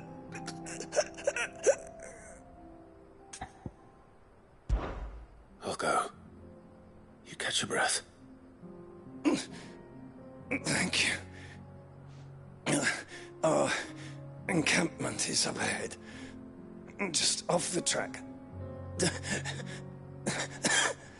They must not reach Tabor. Forgive me, Lord Kuka. Rest well, soldier.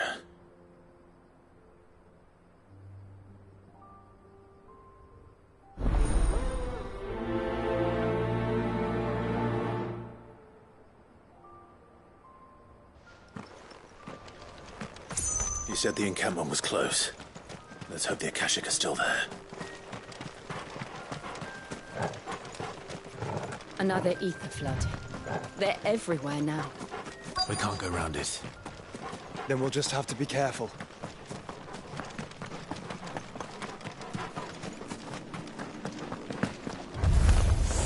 Good. I got here in time.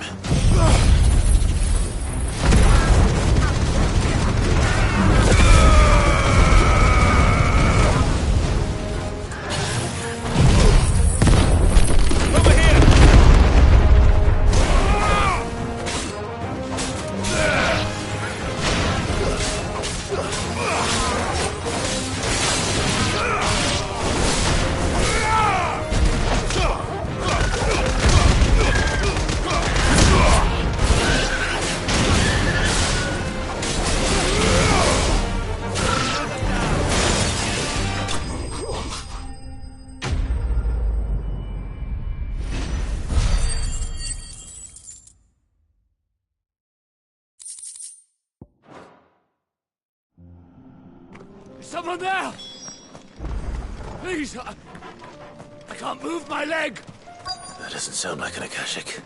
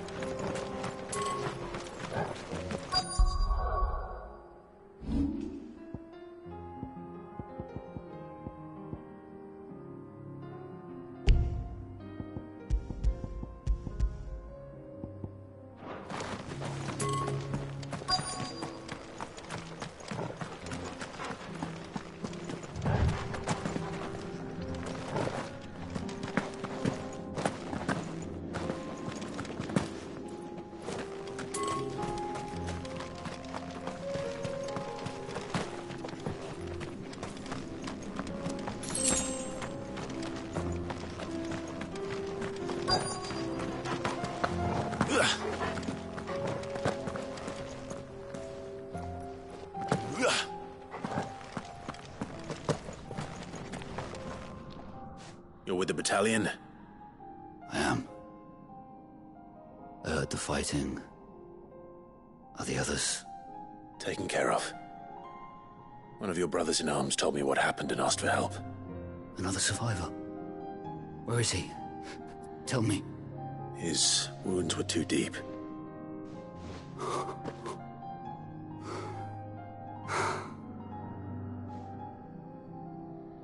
He was right to send you. Those things you slew are no longer my brothers. Tabor is safe thanks to you. Here, you've earned it.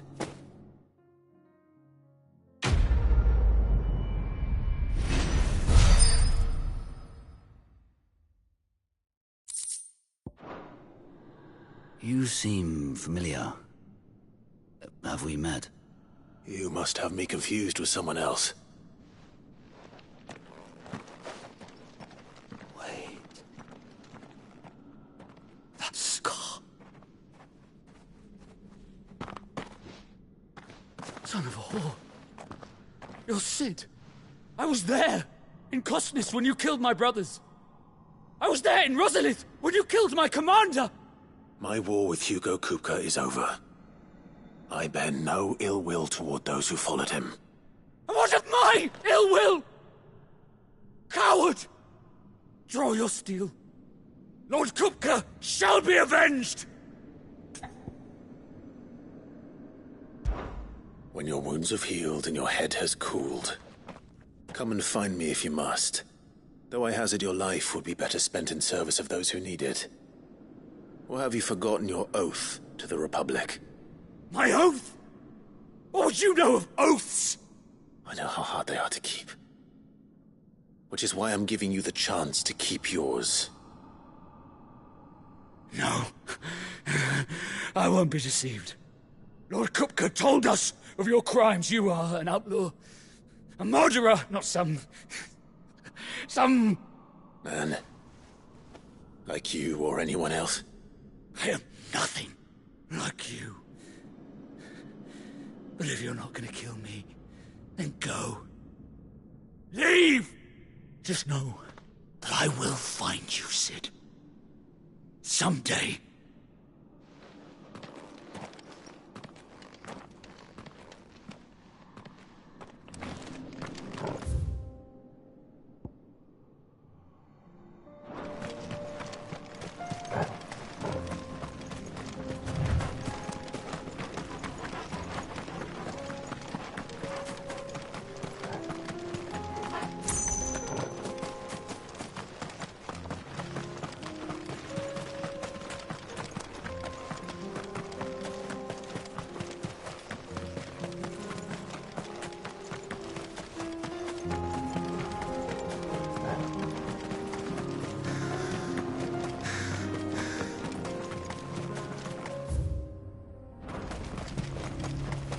We're nearly there. Have you been to Tabor before? There are a few places I haven't.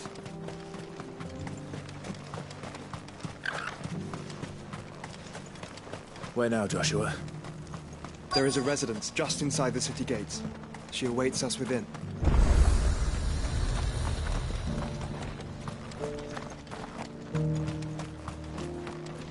Welcome, welcome.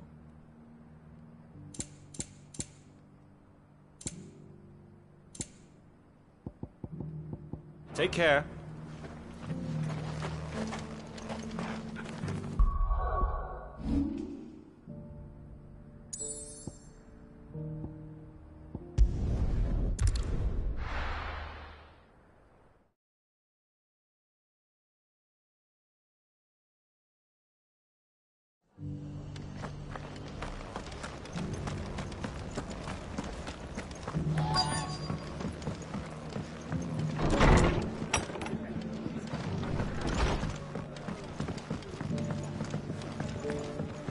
My lord Marquis, is that you?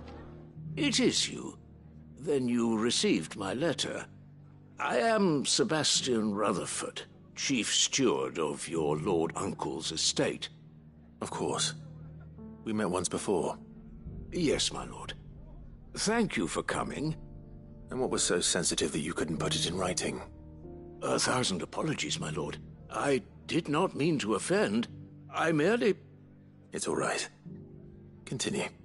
I am here at Martha's Rest, at the behest of your lord uncle, tasked with learning what I am able of the realm's current state of affairs. And what I have learned is grim. The fall of the Mother Crystals has left Storm in a state of utter disarray. The subsequent darkening of the heavens has only made things worse. Akashic attacks, once unthinkable, are now commonplace.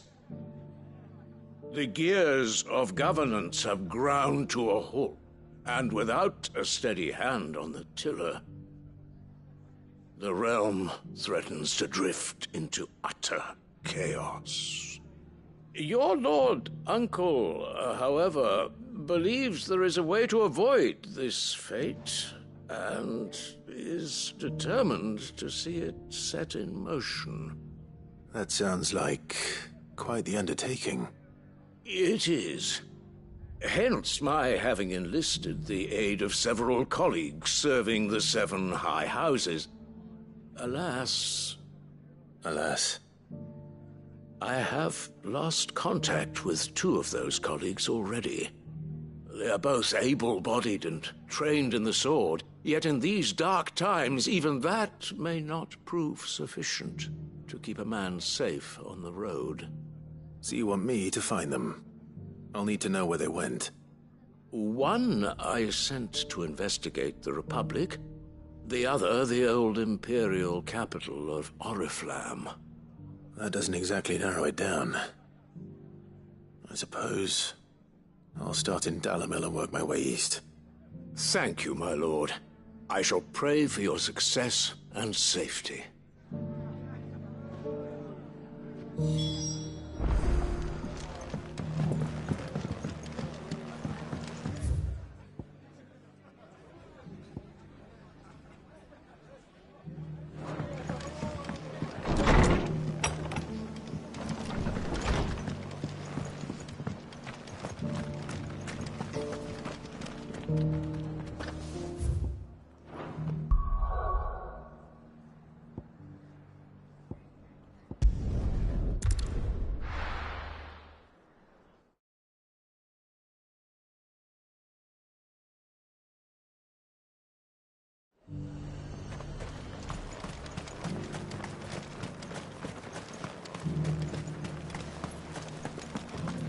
There were ghosts at the gate not days ago.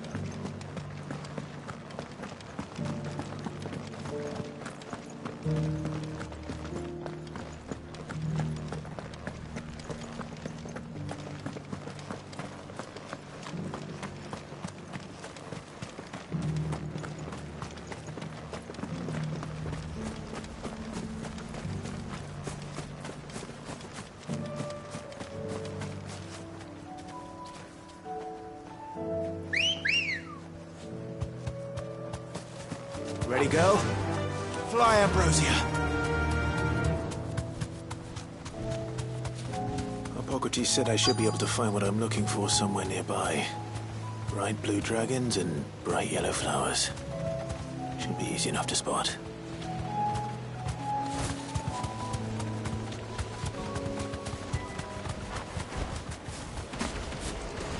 This must be our wyvern. Right. Let's get this over with.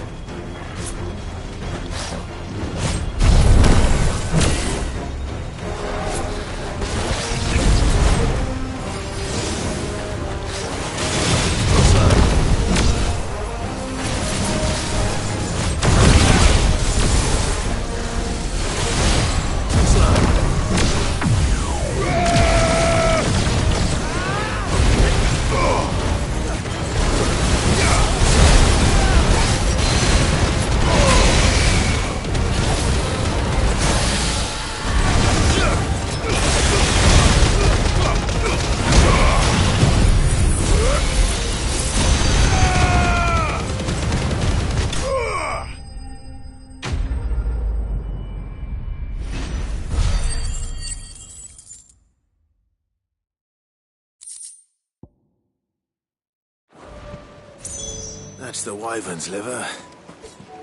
Now I just need to find the herbs. Bright yellow with a heady scent.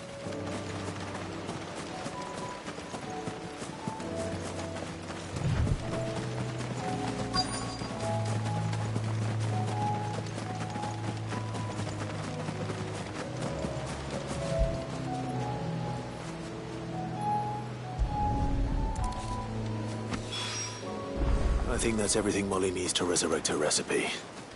Better head back.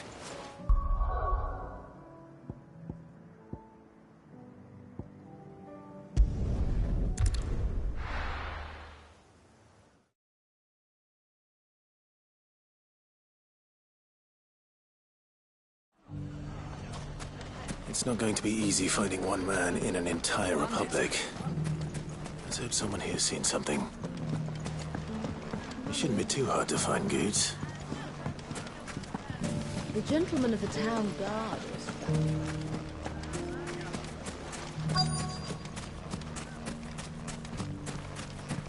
Could be I know something. Clive, listen!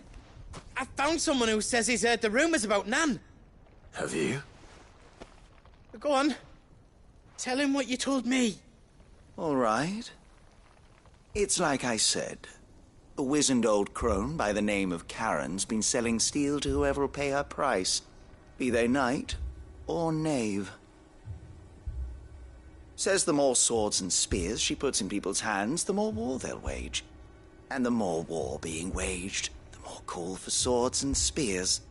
And who will they all turn to keep them in steel? Why, the good Reaper herself. And you've seen this Reaper at work? Aye, it just so happens I have. You'll find her right here plying her trade most days. Here in Dalimil? Where exactly? She has a stall here in the market, but if you're not the patient type, you can probably find her at her storehouse on the edge of town. But it'd be a bolder man than me that braved that particular nest of vipers. Feeling bold, traveler? I hope so, for your sake. Now, if that's all, I have places to be. Sorry to have kept you. You don't think Nan's the Reaper, do you? Not unless she's discovered the secret of how to be in two places at once. Eh? What do you mean? Lady Karen hasn't left the hideaway in weeks. So who has been running this stall he spoke of? Good question. I'll go and have a look. And I'll visit this storehouse on the edge of town. All right, but be careful, Clive. You too, Goots.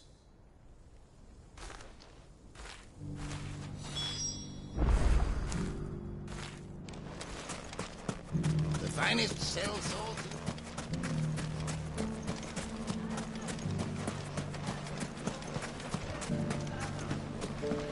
The gentlemen of the town guard are back. What a mess.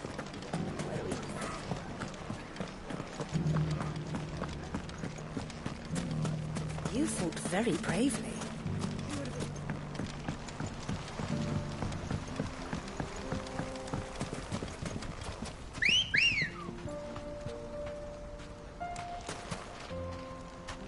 Come on.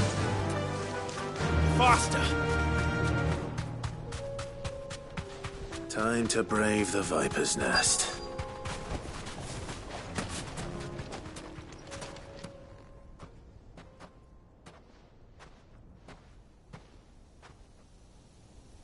Just you, is it? Thought I might have laid it on a bit thick. It was a fairly unconvincing tale. So, what now? That's up to you. Die a slow death, or a quick one. Boys, he's all yours. But that sword is mine.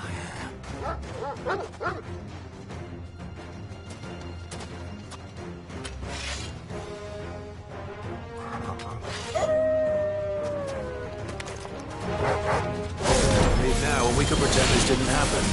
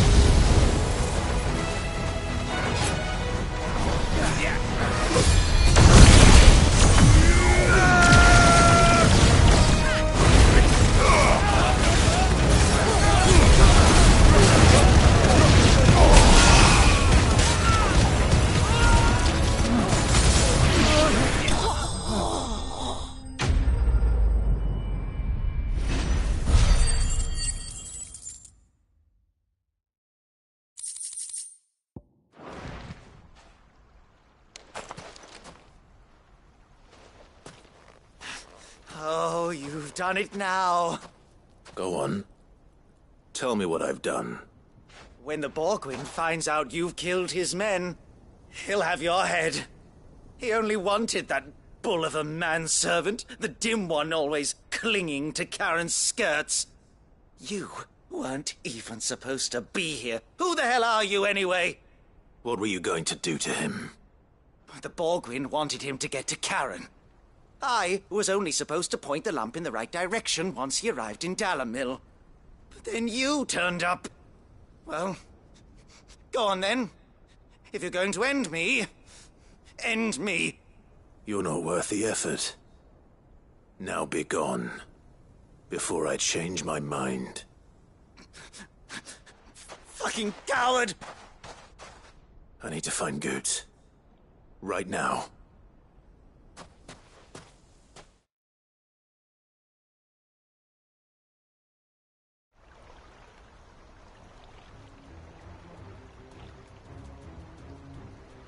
Get your filthy paws off me, you naughty-pated lout! Stop calling me names! And stop spreading them horrible lies about Nan! Well, that will be easy enough. For they are not lies. Every last word is true. And she must pay for her crimes in blood. Blood? Goose, are you all right? He's gonna kill Nan! He said she had to pay in blood! After what she did, it is only right. She ruined my life and the lives of countless others. That loathsome harpy's very existence is a crime, and I will not allow it to continue. Goots, was it? I have no quarrel with you. Only with your employer. Run along now. You need not pay for her sins. No. No? I don't care what she did. I won't let you hurt Nan. Promise me you won't hurt her, or I'll kill you myself! Goots, no. Enough, all of you!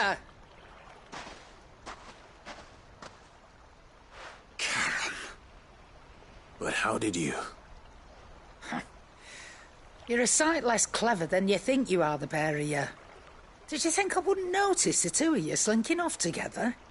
Well, the whole thing got me thinking, who in Dalamil might bear me a grudge? And a certain snivelling shit I ran afoul of in my fairy years came to mind. Though it was just Bogan back then, wasn't it? I thought the years might have taught you some sense, but I see you're the same pants-pissing craven you've always been. What was it we called you? Wet legs?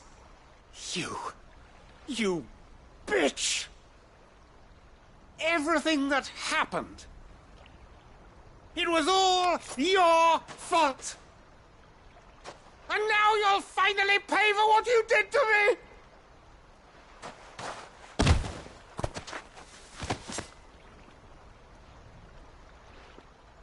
Goots, you... If you want a piece of Nan, you'll have to go through me. Fuck! You great galoot. Out of the way, I can handle this myself. So, wet legs, you remember what you told me when we last met? An eye for an eye. Wise words, Sam. Wise words. And now, it's time to collect.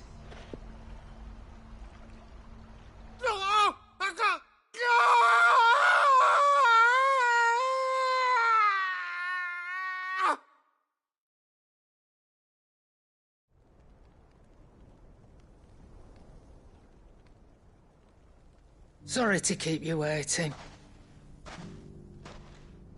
Is he... Dead? No. But I reckon he wishes he was. It isn't easy going through life one eye short of a pair. After all, I should know. You don't mean... Oh, don't tell me you didn't notice. Lost it to old Wet Legs back when we were working the same routes. Said I'd stolen from his strongbox. I'd done nothing of the sort, mind. But that didn't stop him taking his little revenge. So I took some of my own. Sorry, lost everything. His coin, his clients. Always knew he'd be back one day to claim his due. But he crossed a line dragging poor Goots into this. He didn't hurt you, did he? No, Nan. Still got all my arms, see? Legs too. But what if he comes back again? What if he does? First we take the other eye, then we work our way down. He'll learn his lesson soon enough. But something tells me the Wet Legs has learned it already. Right. Let's get you back to the hideaway. You've attracted quite enough attention already. Ta-ra, Clive. Remind me never to cross you, Karen.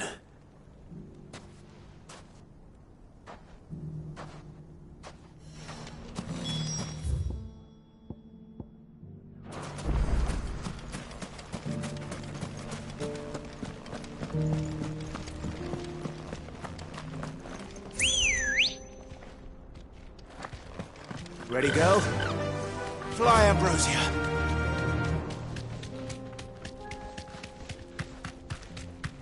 Someone's got himself in trouble.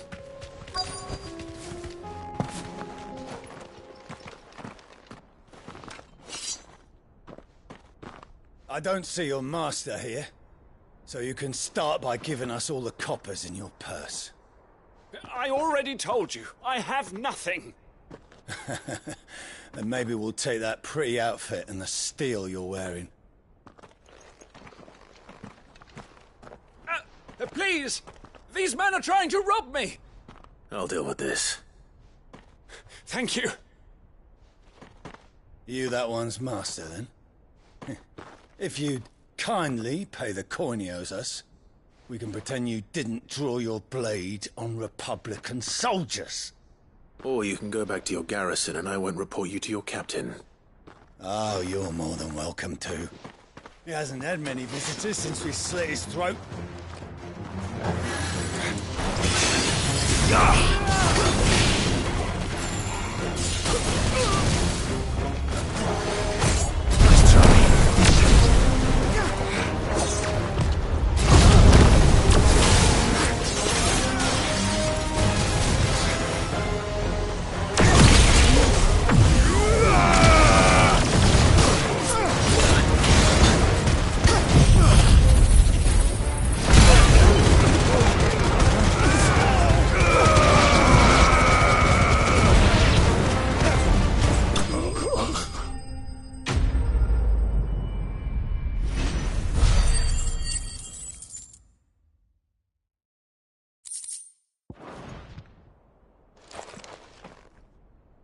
I'd expect as much from Hugo's faithful, but these were men of the fist.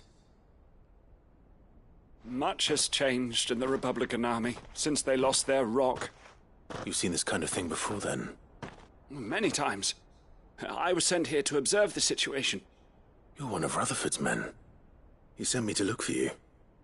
Well, then you have my thanks. I fancy I could defend myself against one, perhaps two, but a whole regiment... I arrived in Dalimil several days ago, but when I called upon the captain of the local garrison to make inquiries, his men confiscated my effects and locked me in a cell. The captain is no more, and his men make the rules now. Fortunately, I was able to bribe my way free, only to be stopped again by those soldiers you so kindly dispatched. What of the Fist's central command? Surely they wouldn't allow such lawlessness amongst their ranks. I would imagine they are unaware of it. Most of the army has fallen back to the capital and hunkered down behind her walls.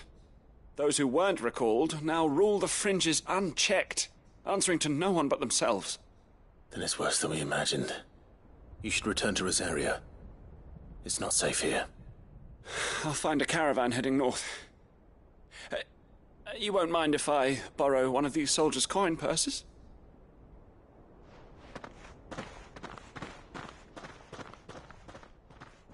Not at all. Now, to find this second associate of Rutherford's. If he was bound for Oriflamme, I'll start at Northreach and see if I can pick up his trail.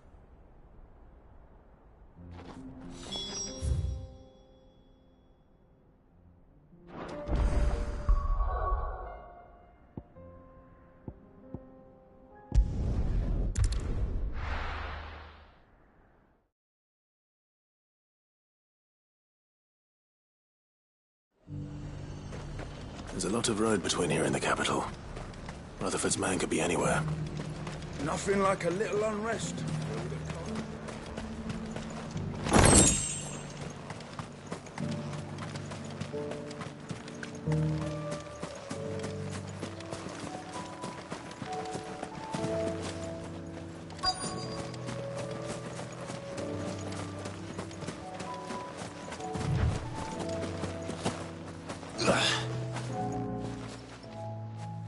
What happened here? If you're with the others, they've already relieved me of my belongings. I'm not. I'm looking for someone who was sent here by a man named Rutherford. And then you found him. I am Alistair Rockford, attendant to the Lady Ariane of House Wellesley. Of the 7 high houses of Rosaria. It's been a long time since last I saw my great-aunt. Is she well? My Lord Marquis? Yes. Yes, she is. The Lady Dowager has granted me leave to assist your Uncle Stuart.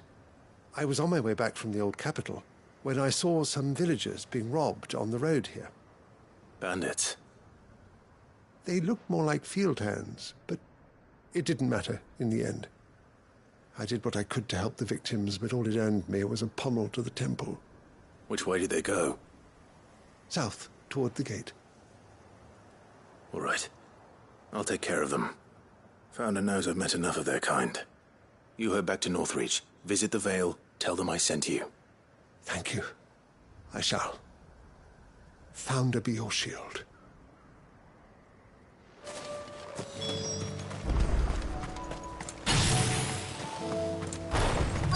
They just couldn't resist, could they?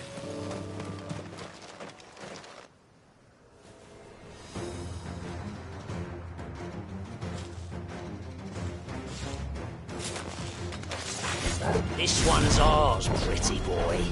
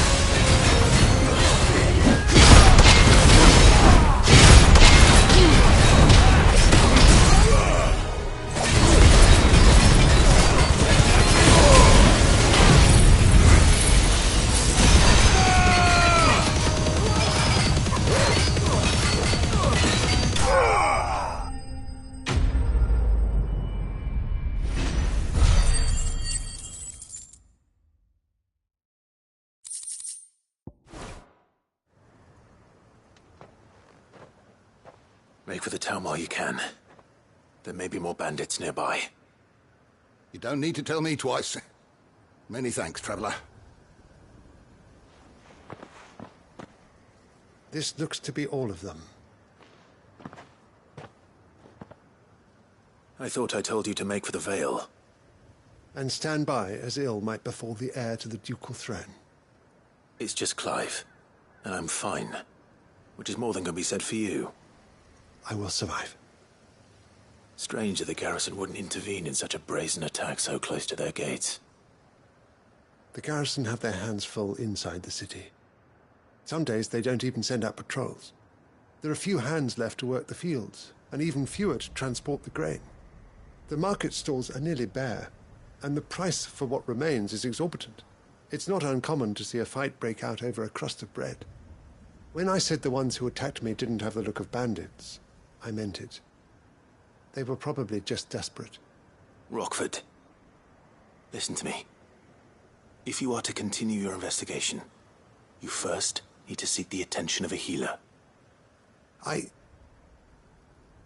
Of course. I shall return to Northreach right away. But allow me to thank you first. Had you not happened along, Don't thank me. Thank Rutherford. It was he who sent me. I suppose he'll be wondering where I've got to. I shall send a Bistolus as soon as I'm able. Good day.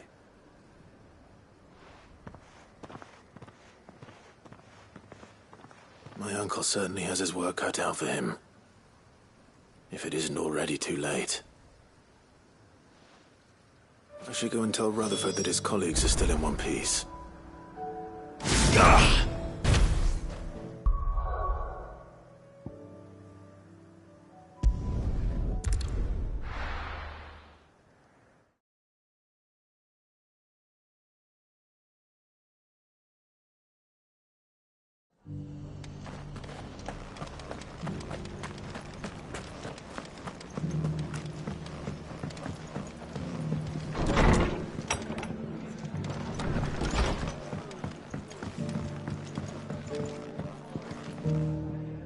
I see you're still here. The Rest's location affords a constant flow of traders, and with it, a constant flow of information. Speaking of which, I received word from both my associates.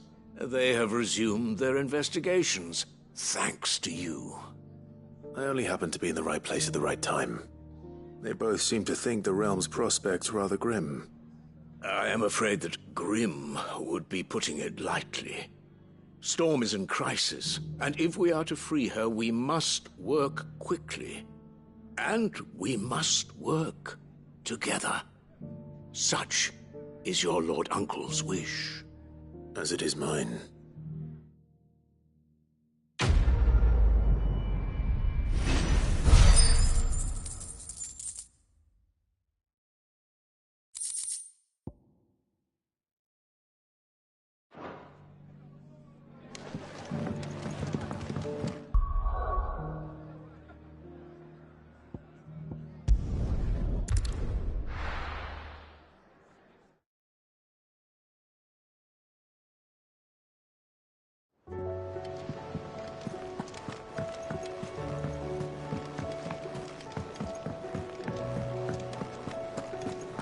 Seems the hideaway's lost its... So, did you have that word with Tomes then? I did, and he was as helpful as ever. He told me exactly where to look, in fact.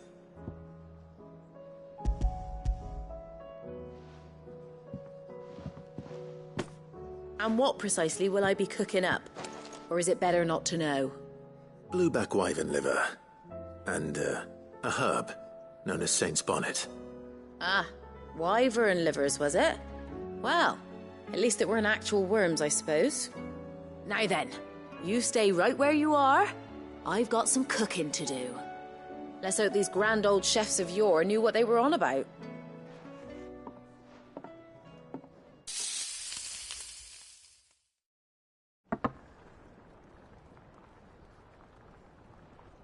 And here we have it.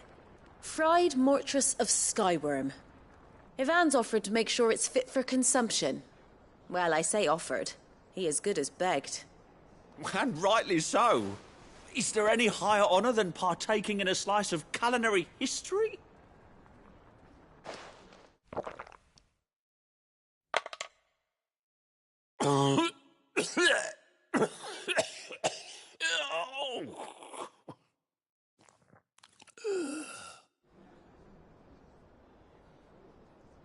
So, not fit for consumption then? What witchery is this?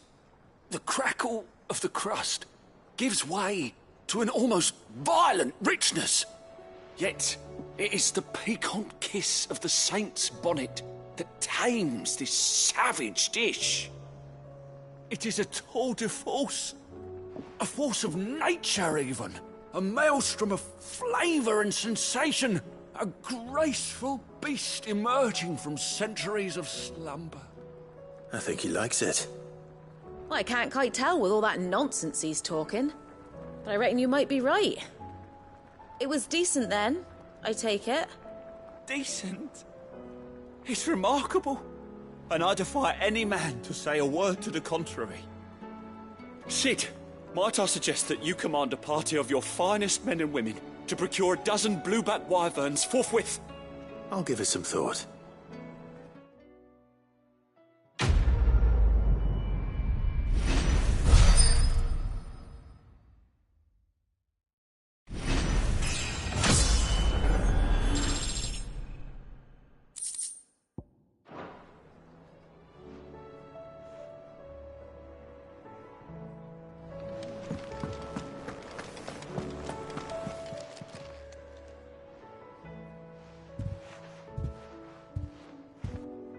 Nothing like a dish of cold vengeance to foul the gut. I'm sorry, Nan. I didn't mean to make things worse. I just thought I had to protect you. Like you've protected me.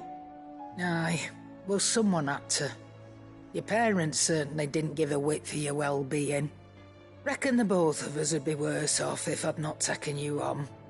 You've always been me right eye, Goots. And I'd have you stay that way.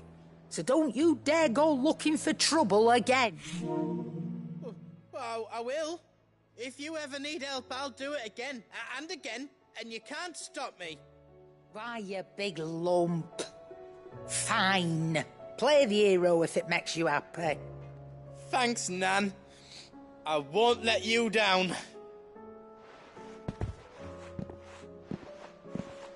There's nothing he wouldn't do for you. That's as maybe.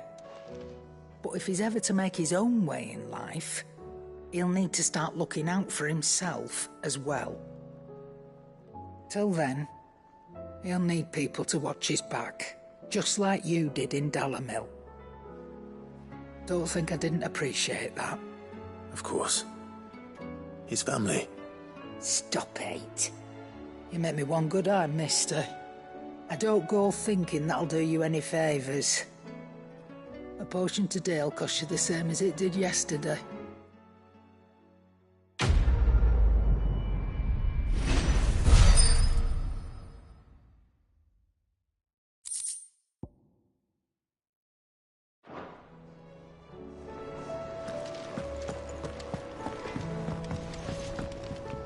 So what do I owe the honour? So, what'll it be?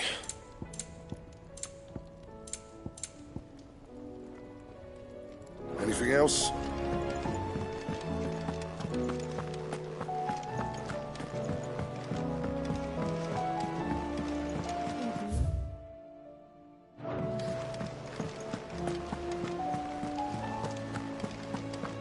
Did you see that?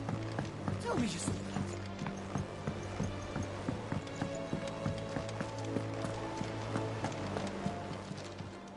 How may I help you today, Clive? Your benefactors are a generous lot. Here you are.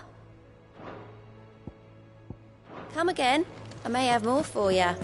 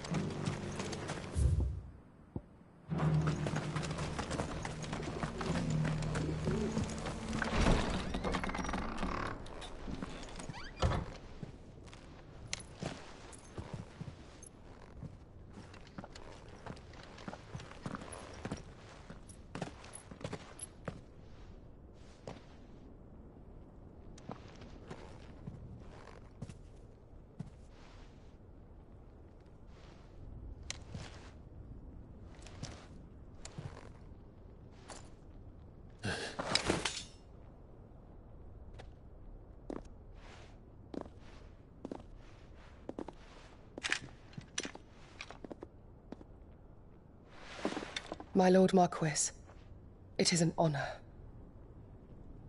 I am Yote, Knight of the Undying, charged with the protection of His Grace Joshua Rosfield, Keeper of the Flame of the Phoenix. Of course. It all makes sense now. Would you care to elaborate? The Undying are loyal servants to the ducal throne. Or more specifically, to its heir. They have served our family for generations, albeit from the shadows. Since their inception, they have been tasked with the preservation and enactment of the rites of ancestral communion. After the events at Phoenix Gate, it was the Undying who delivered me to safety. And since the day I left Rosaria, Yote has been my constant companion and protector. Without her sword, I would not have survived my journey across the realm. Rise, Lady Yote.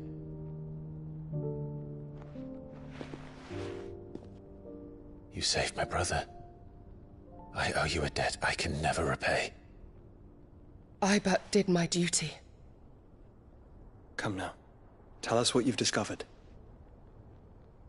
Your Grace. It is as you feared. The vessel we spied off the coast of the Crystalline Dominion on the night of her fall. It was the Einherjar. Beyond any doubt. The Black Galleon. Joshua, the Einherjar is the Royalists' flagship. What business would they have in the Dominion? Upon learning of Waloed's involvement in recent events at Drake's Fang, I sensed the malign influence of Ultima, and bid Yote and the Undying look into the matter. We have reason to believe that the Black Galleon weighed anchor shortly after the fighting began, and set a course due south. For Canva. Then it is Waloeda Knights who besiege the cities. What is left of them, yes. And the Black Galleon sails at but one man's behest. Barnabas Tharm.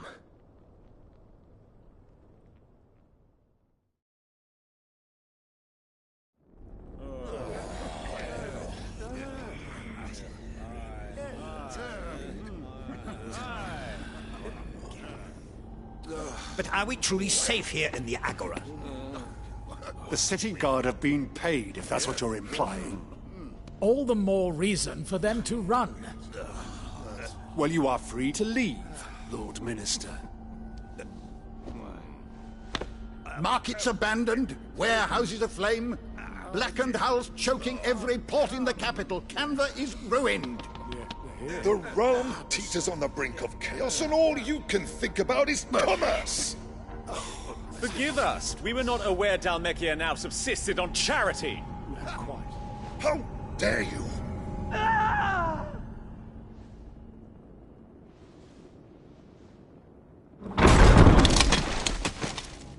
Distinguished members of the Council, you must forgive His Majesty this intrusion. What is the meaning of this? A trifle crowded, but I fear it will have to serve, my liege. Very well. My colleagues, do you not see? The King! He has come to save us from the Akashic!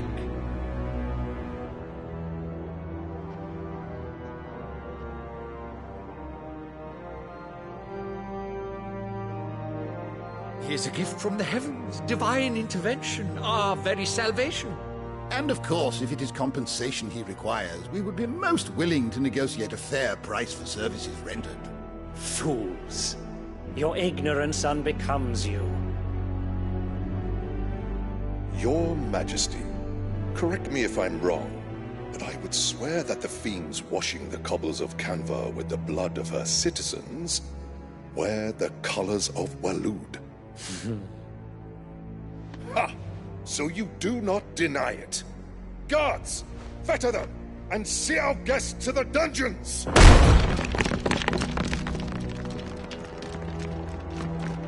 Enough.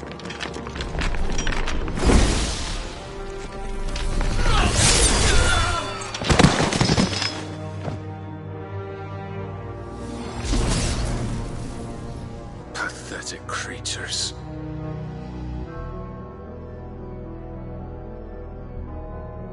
That you should imagine yourselves worthy of salvation. The girl is still here, somewhere in the city, her consciousness fair dripping with her late father's hubris.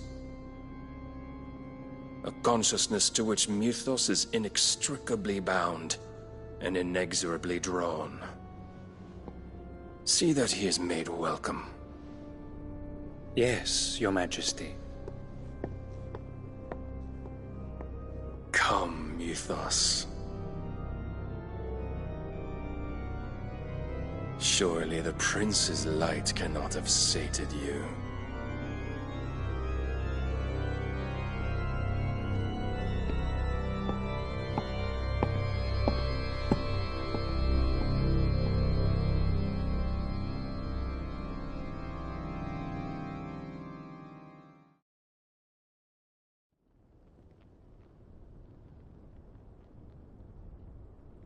So then, how long has Waloed been under Ultima's control? How long indeed? Based on what we know of Barnabas's actions, I would guess some few years, mayhap more. But to what end? What does Ultima want? The tapestry. Show them.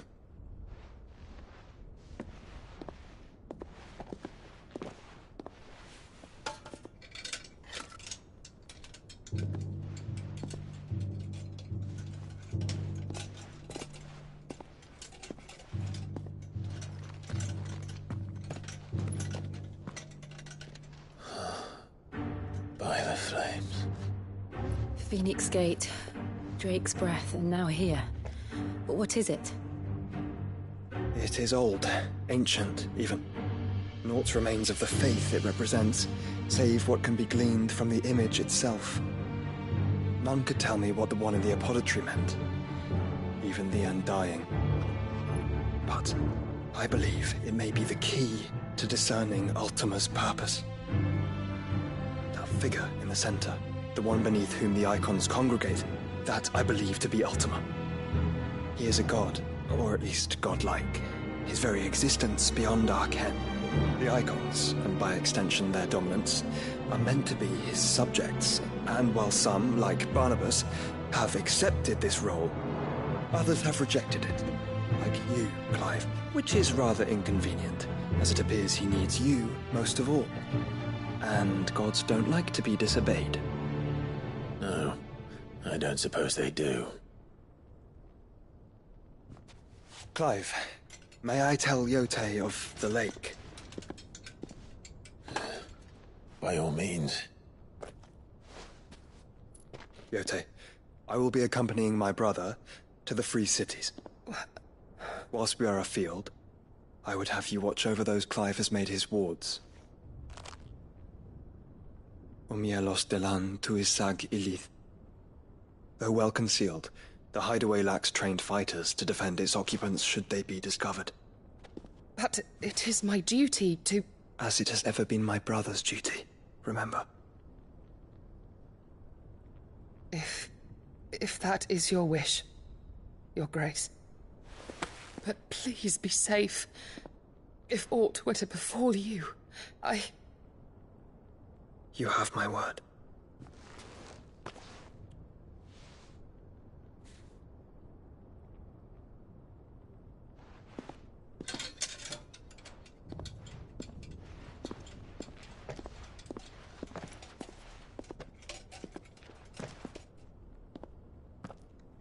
Farewell, my lord, my lady. We are in your debt, Yote.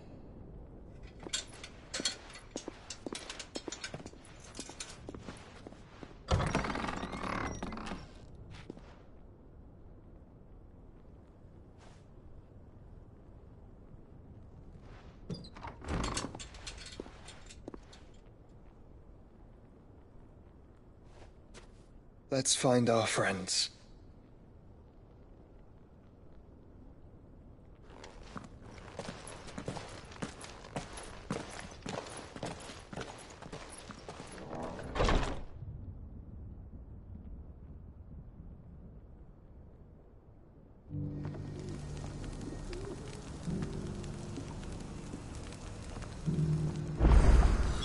It's plain she cares for you very deeply. And I her, which is why I had to let her go.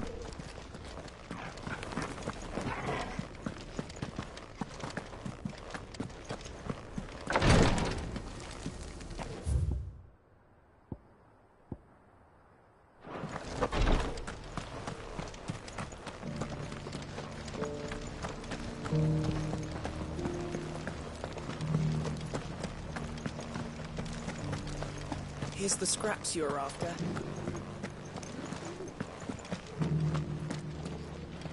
Have you noticed the Elder has been coughing less of late?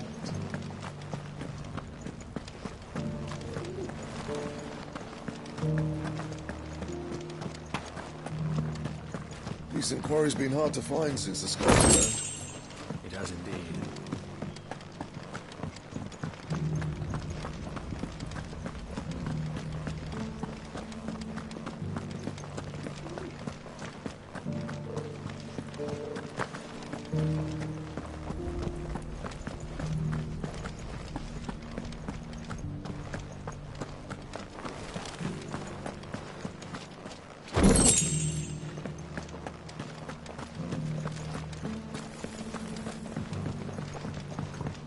So it's these stones to Canva, and the rest of the boxes.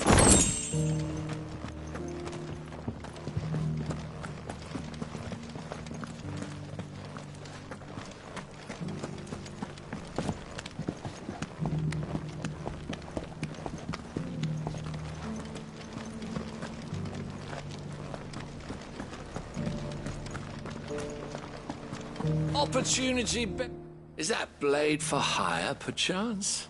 Because I have a mind to make a killing. Figuratively, I hope. Well, yes and no. A passing caravan carried with it a rumor most fortuitous for one in my trade, that an elder Dread Evis had been sighted in the fields of Corava. Dread Evis are aggressive beasts. Compelled as they are to acts of violence, few survive to maturity, but those that do develop a hide of phenomenal value. A hide you want to sell? Eventually, yes. Though I would have it tanned first that it might be crafted into marvels the likes of which the world has never seen. Dread Evis skin is a rare thing indeed. But the worked hide of a well-aged beast, now that would fetch such coin that Gilbert himself might weep with envy. Bring me that beast's skin, and I will share with you the bounty of our combined labors. All right. I'll hunt your Evis. Of course you will. When one lives in such troubled times, it is a fool who lets opportunity slip his grasp. Leave Tabor through the east gate, but take the path that branches west. Once you reach the checkpoint at Tovany, you are a mere stone's throw from the fields of Corava. I eagerly await your safe, and above all, triumphant return.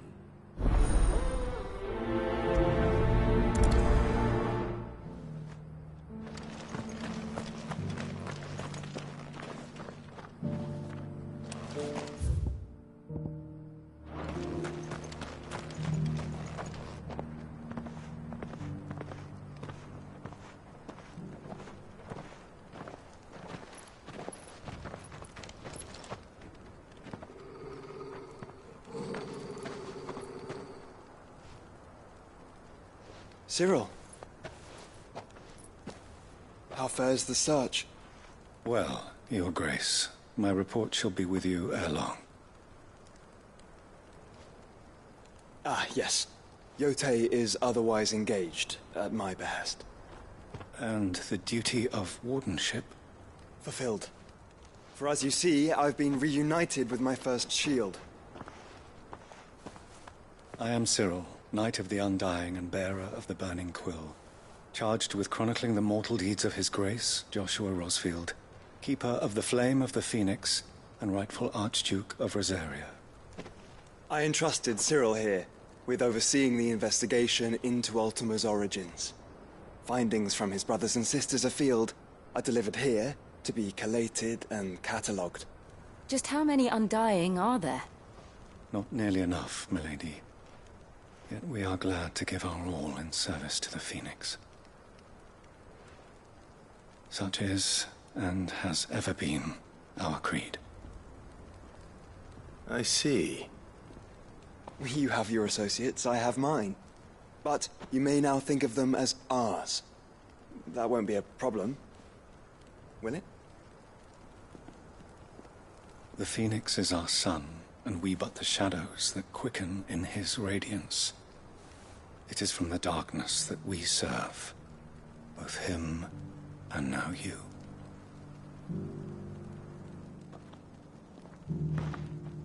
Pray accept this token.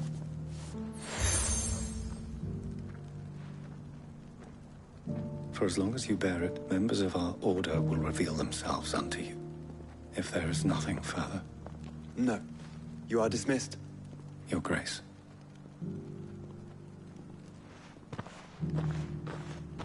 To Canva, then. We'll talk about this later. Cyril seemed very, You certainly keep strange bedfellows, Joshua.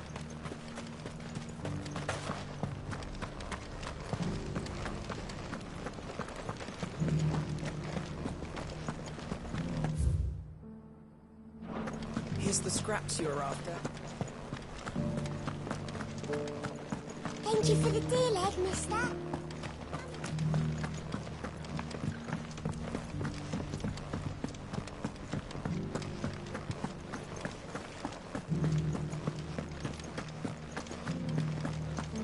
You!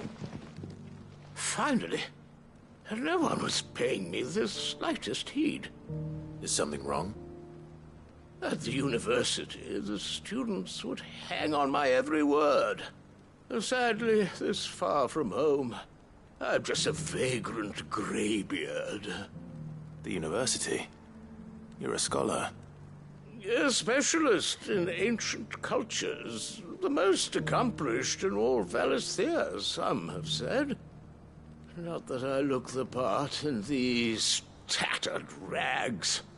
In my heyday, no obstacle could have kept me from my studies. Yet here I am, a wizened windbag, bested by the many steps of Tabor. The answers I seek lying just beyond my enfeebled reach. Would you do an old man a kindness and brave the stairs in my stead? You'll be amply rewarded, of course. Climb the stairs and memorize a few inscriptions for me. Assuming you know your letters, that is. Some courteous soul is rumored to have carved clues to Tabor's rich history into stones dotted about the village. 3 of them, to be precise. 1 each to the north, south, and east. I'm here in the hope that those carvings might shed light on a riddle I've been pondering for some time. Namely, the otherwise undocumented origins of Tabor's unique people. People quite unlike those of neighboring lands. I can't promise I'll remember everything perfectly. Remember what you can. I'll piece together the rest. Make for the domed pavilions, and you'll have no trouble finding the stones.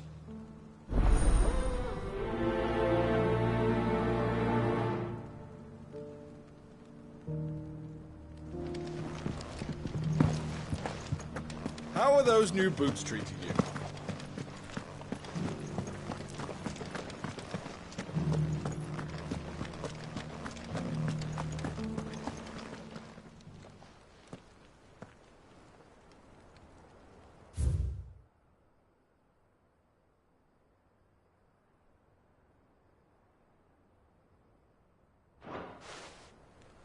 No history would be complete without mention of the mother crystals.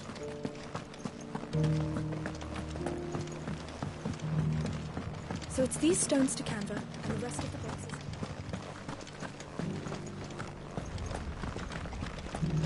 Got a scratch on them.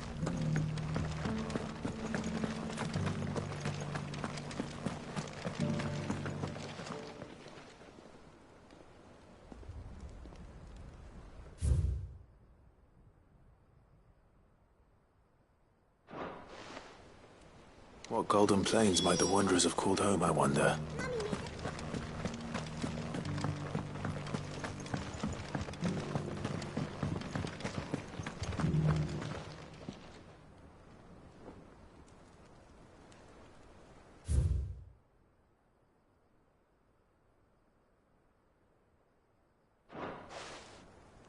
Farmers must have settled here in Tabor.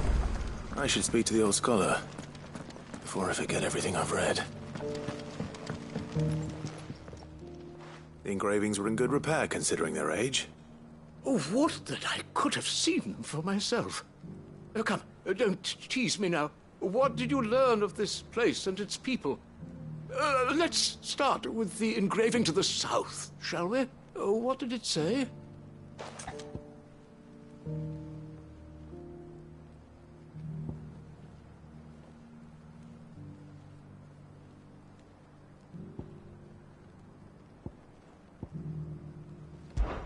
Guardians of the Crystal, the first stones of Tabor, sacred hold thy noble blood, till ends the mother's labor. I'm pretty sure that was it. Fascinating. It would seem the founders of this city were descendants of those fallen charged with protecting the mother crystals. But whatever could have driven the Guardians so far from their sacred charges, I wonder? The engraving to the north is next, I think.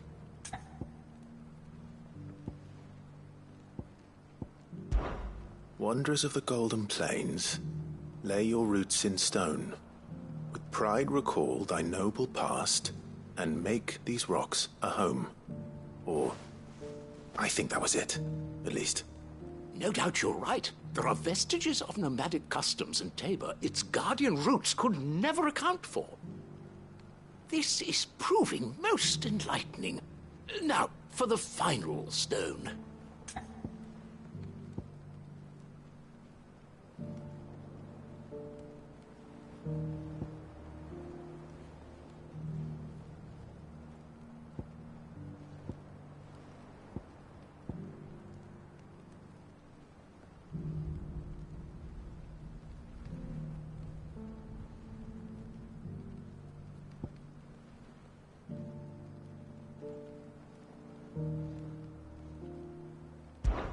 Children of the hunters, now tillers of the land, reap her promised blessing and give praise her gracious hand. That's all three. And so, we add primitive farmers to Tabor's founding peoples, the final piece of the puzzle. 3 engravings, one for each of the 3 peoples to have settled Tabor in ancient times. Guardians of the Mother Crystal, wanderers from across the plains, and last but certainly not least, hunters turned farmers. Little wonder it was so difficult to trace the roots of Tabor's culture. Those roots reached down through 3 distinct traditions. Nonetheless, one cannot help but wonder why this fact is not better known among scholars, given that the stones stand here for all to see. Too many stairs, perhaps. Ha! Too many by far. Here, and thank you.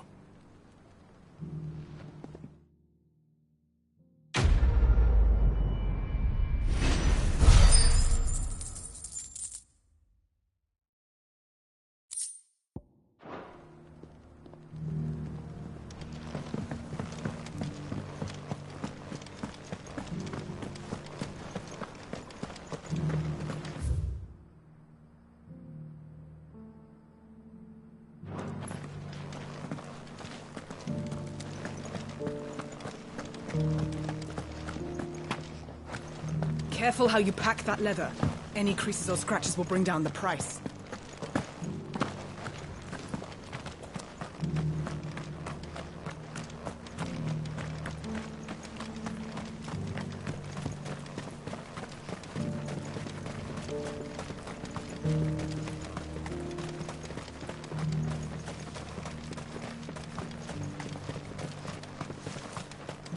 The free cities and a sea?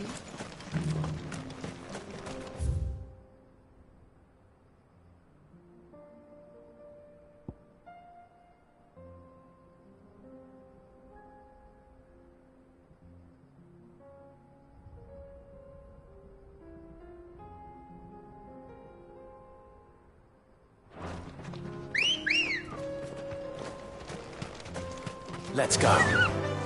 Run like the wind. Are you sure this is the right way, brother?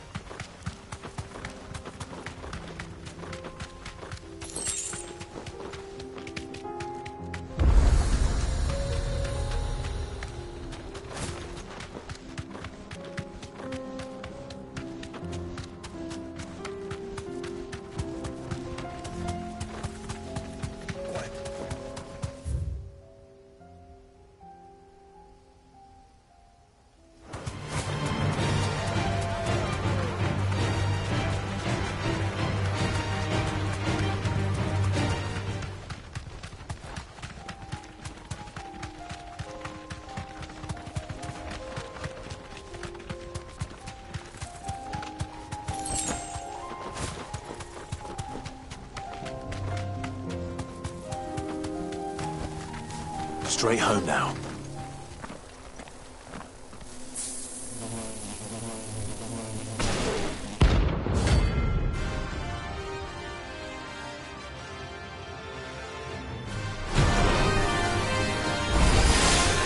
They don't look happy. Nice try.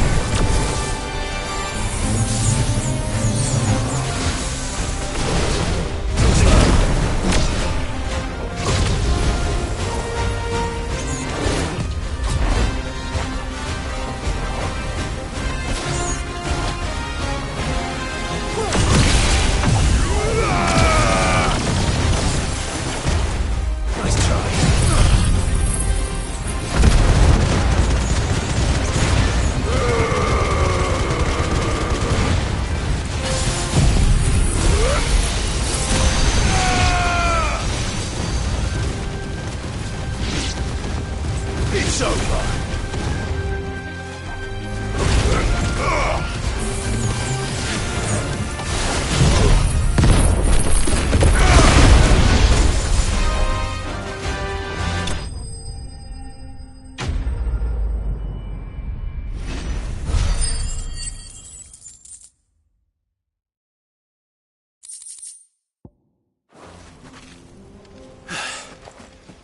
Peace at last.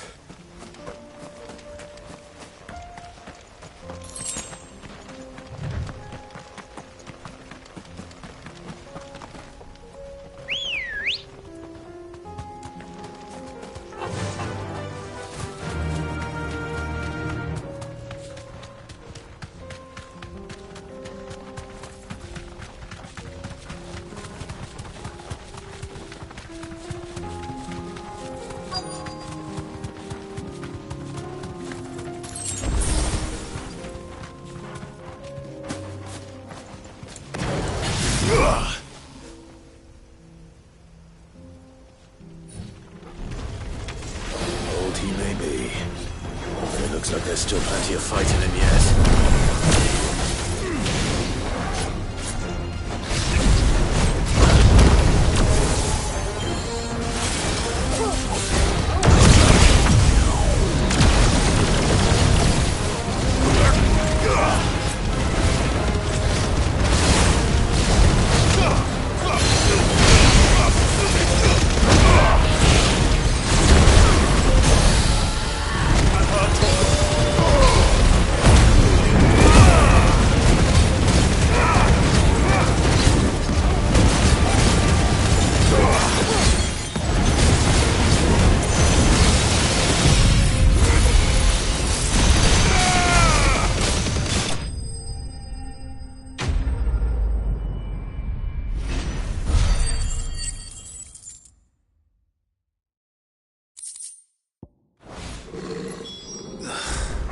This thing reeks.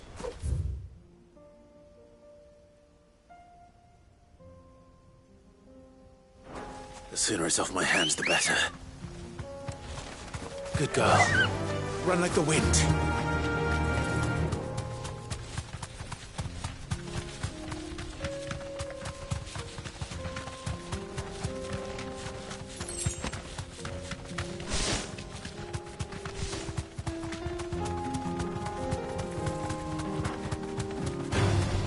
This won't be easy.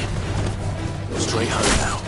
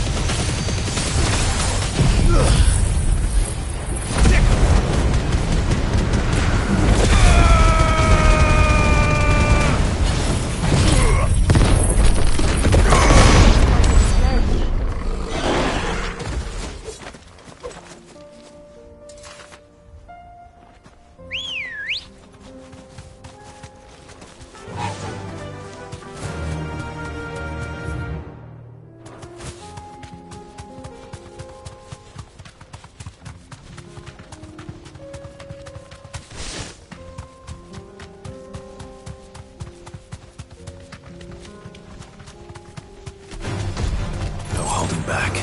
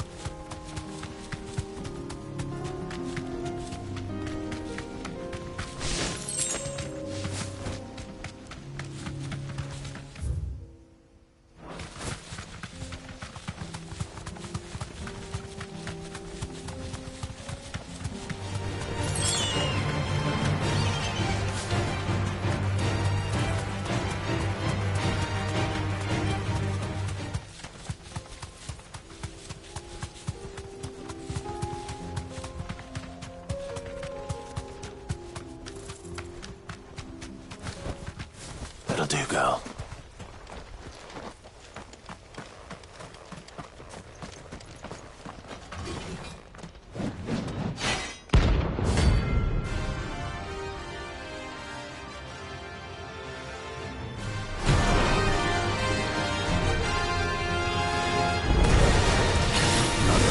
Forsaken soul, eh? Only those who have nothing. Show empty your pockets.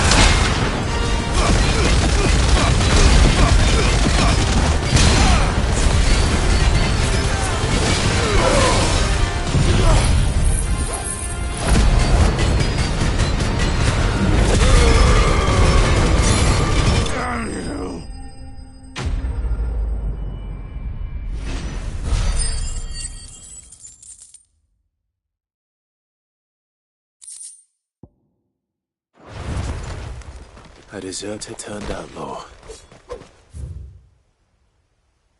We were more similar than he knew.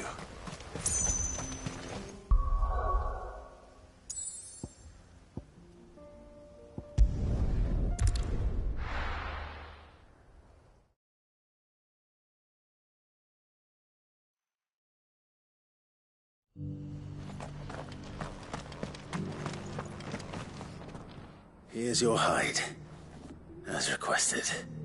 I worried you might never return. Quickly, let me see it.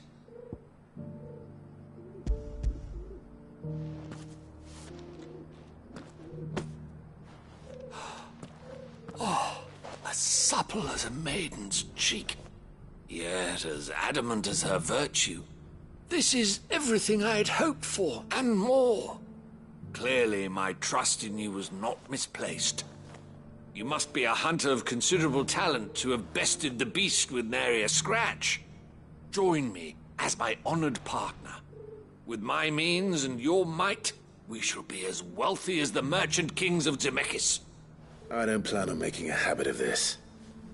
I'm busy enough as it is. Very well. Though I believe fate had a hand in our meeting, it would be unbecoming of me to beg. Do not allow me to keep you from being about your business. Here, for the hide.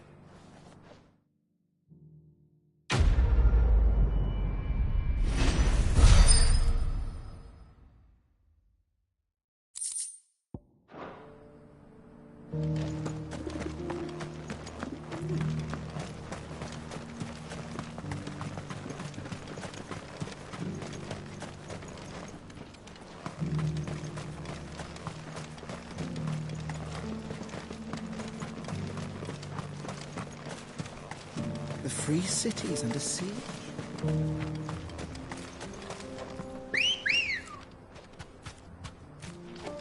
Ready, go? Run like the wind.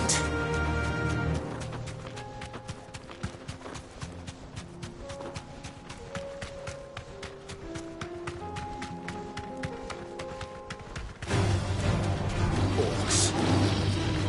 Then let us be rid of them.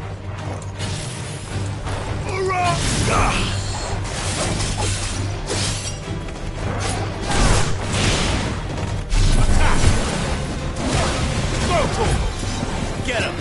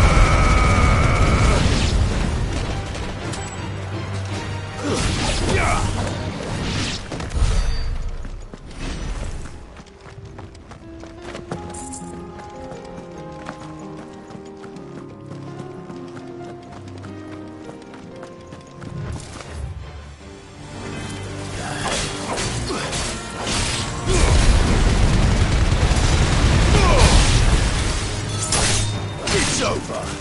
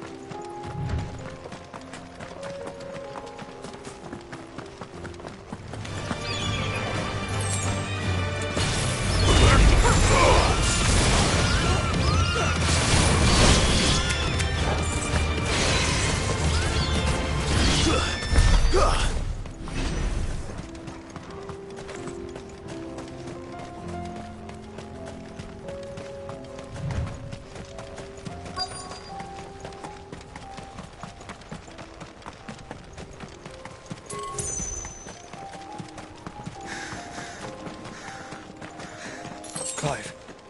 Smoke. Is the city fallen?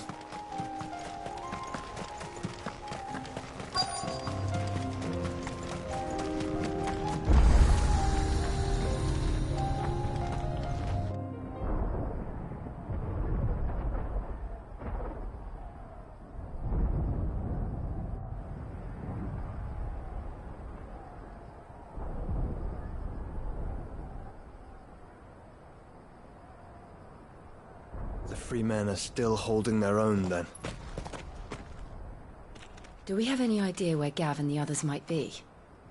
There's a warehouse near the docks where we agreed to meet if there was any trouble. We should hurry.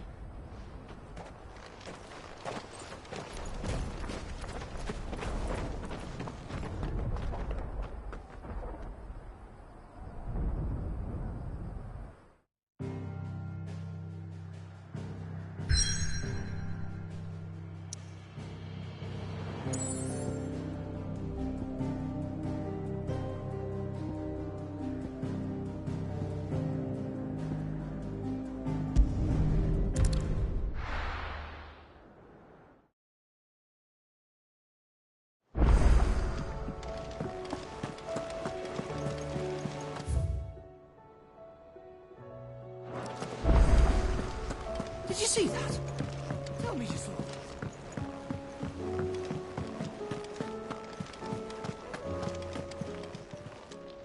Fancy a look at the list, do you?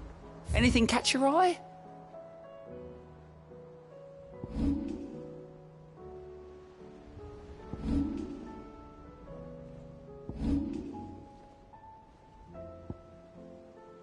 Think you can help?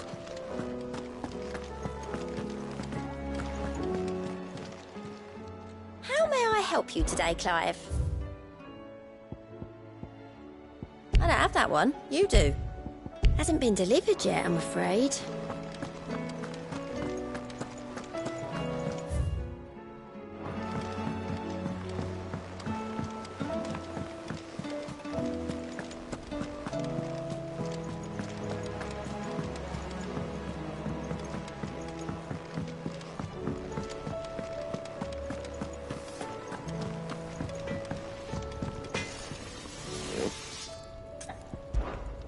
Sancthornian, dear.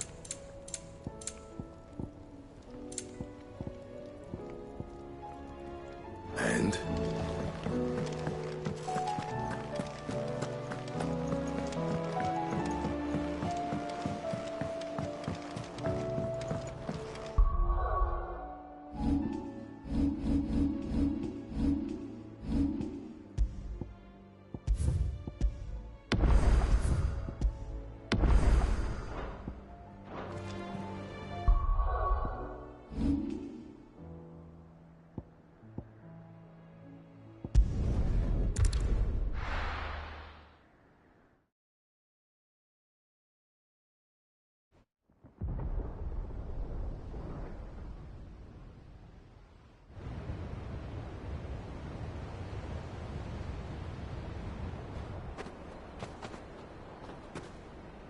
Sounds like thunder.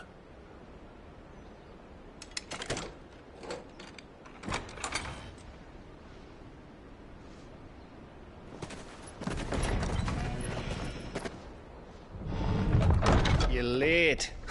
We're starting to think you'd stumbled off a cliff. I seem to recall that was you, Gav. Good to see you.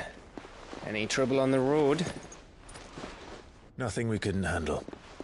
I knew you'd come. Is that who I think it is? Yes. Allow me to introduce my brother, Joshua. Clive's told me all about you. Or even listening most of the time. Name's Midadol, but everyone calls me Mid.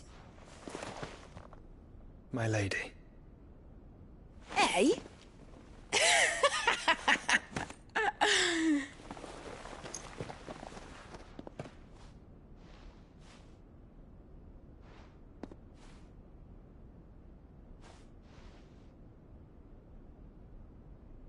My boy. Uncle Byron. It's really you! I never thought I'd see the day.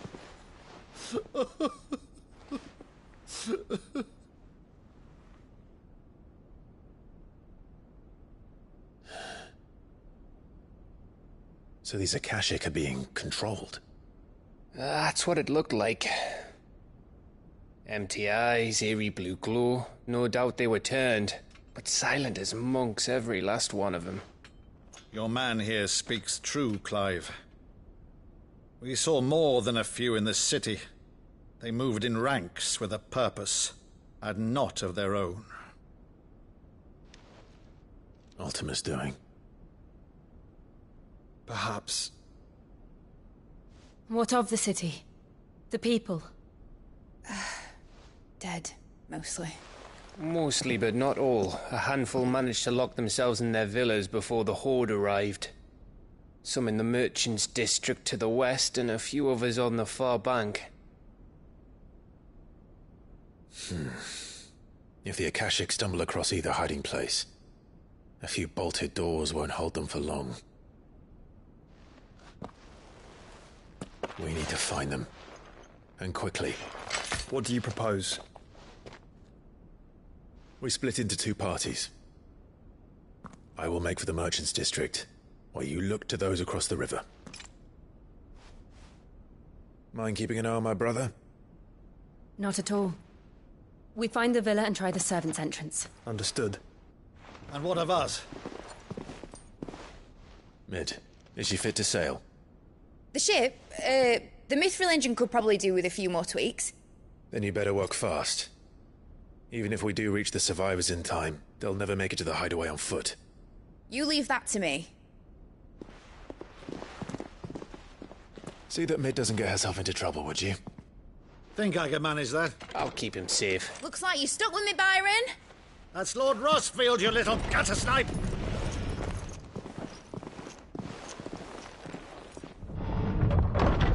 Shall we then? And you keep Clive safe. Be careful. Both of you. You too.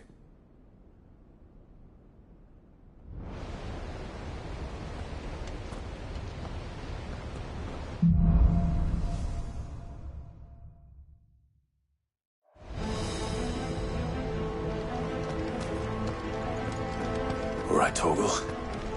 Let's find those survivors.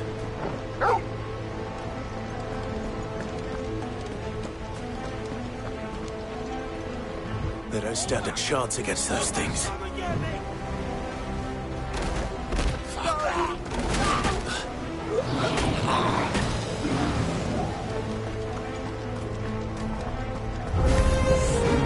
They've been routed.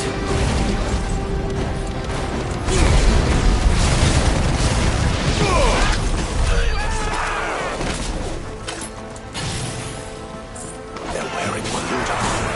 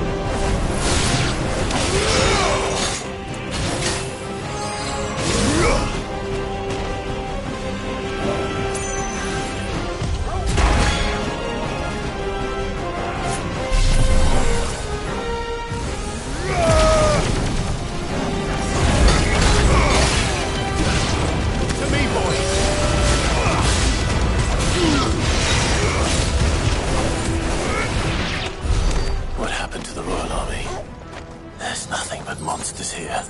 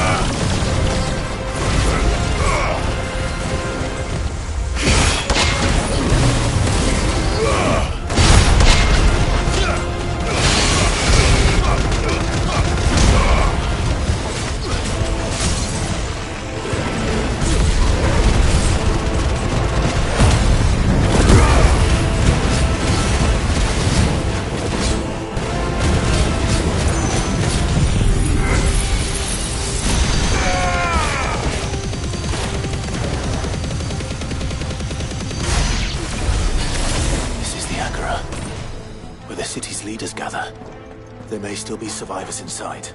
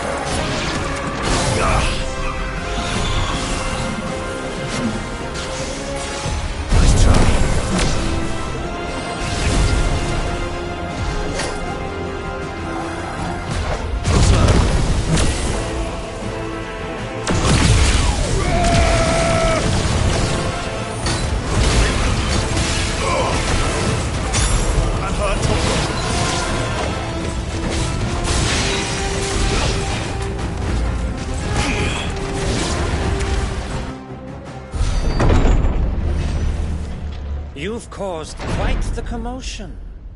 But then I would expect no less from you, Muthos. You again. I don't believe we've been introduced.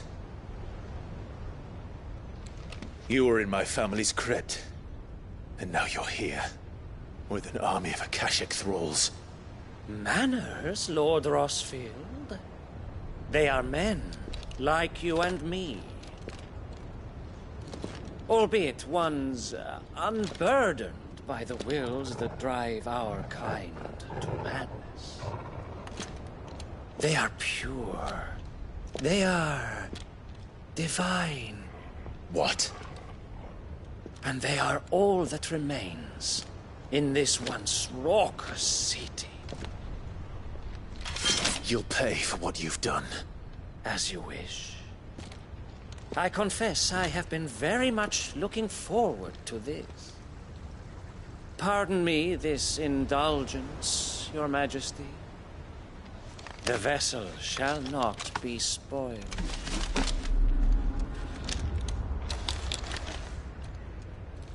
I am King of House Harvard, and you will yield. Or not. As long as you don't hold back.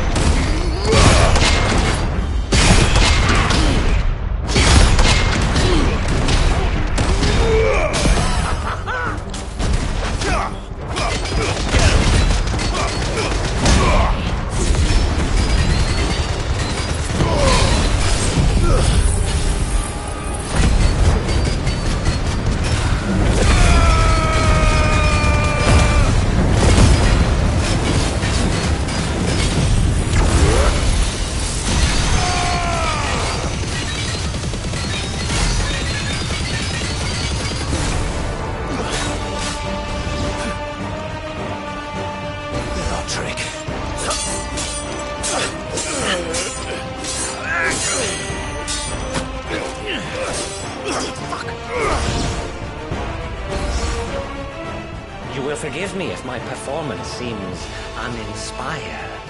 It is just that I expected so much more from our chosen one. Perhaps this will kindle your flame? What now? A gift from my liege lord's armory. Gungnir. Watch closely, Mythos.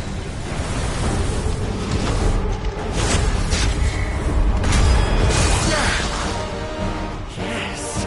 Yes!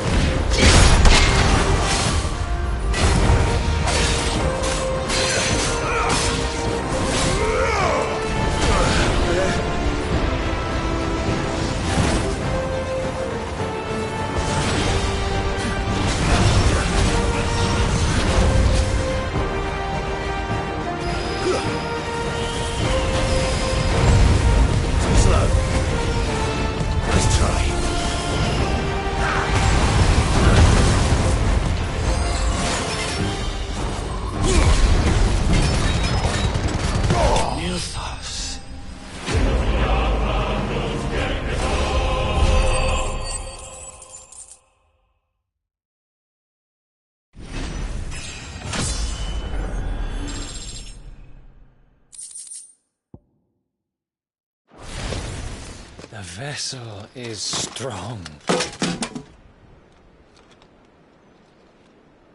My liege.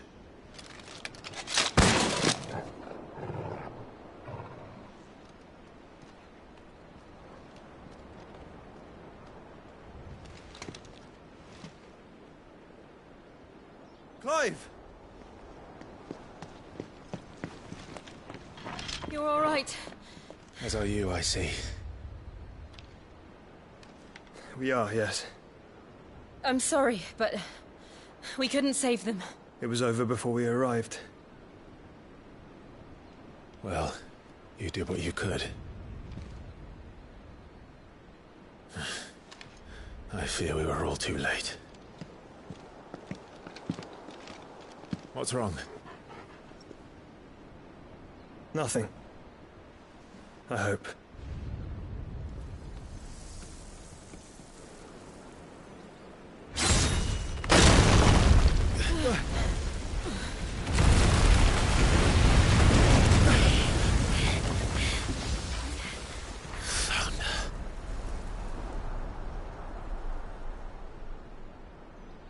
Leaving so soon, Mythos? It's the king. Indeed. You may kneel before Barnabas Tharm, Warden of Ash and King of Walud. Get back.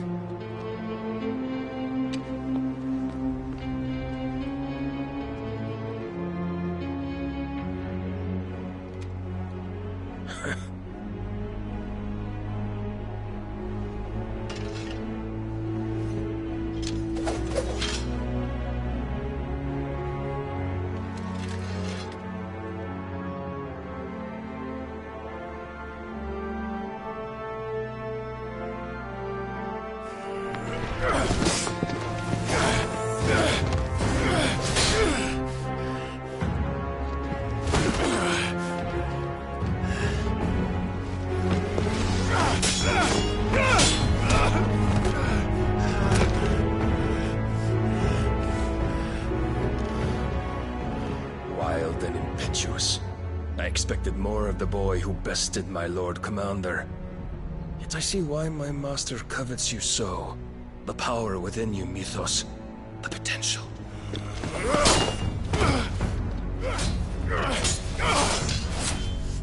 Stop calling me Mythos. But Mythos is everything. The cornerstone of all creation. The Lord's vessel. Your purpose. My purpose? To surrender my mind and body to that thing.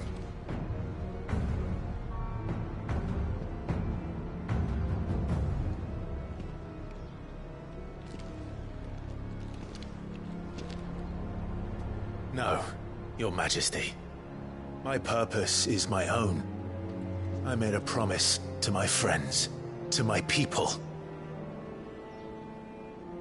And nothing is going to stand in my way. You would allow this delusion of free will to bar your path to greatness? Truly, your volition is a cancer. One that must be excised.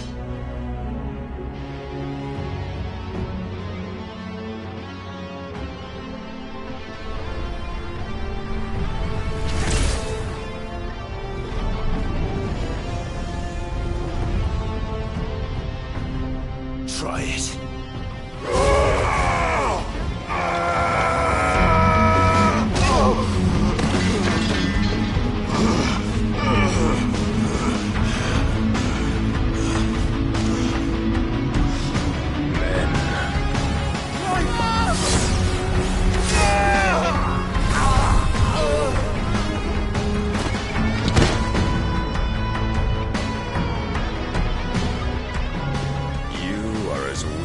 All the rest. Joshua!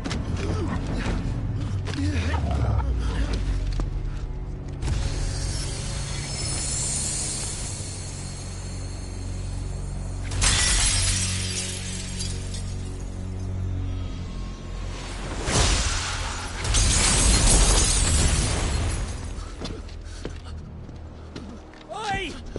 Oi! This way! Hurry!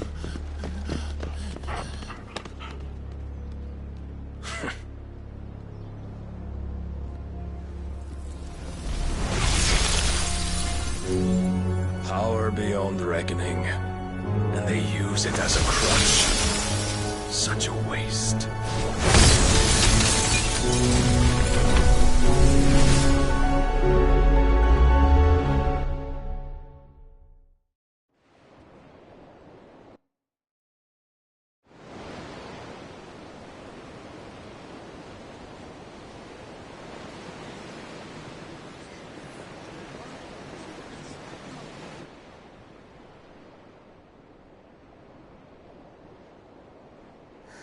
Will he be alright?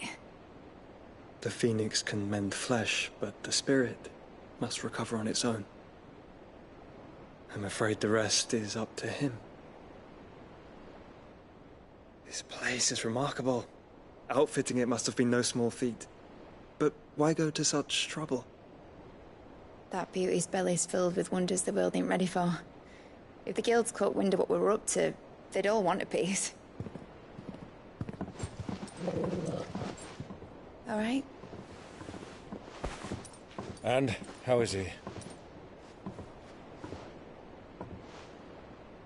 Do not blame yourself.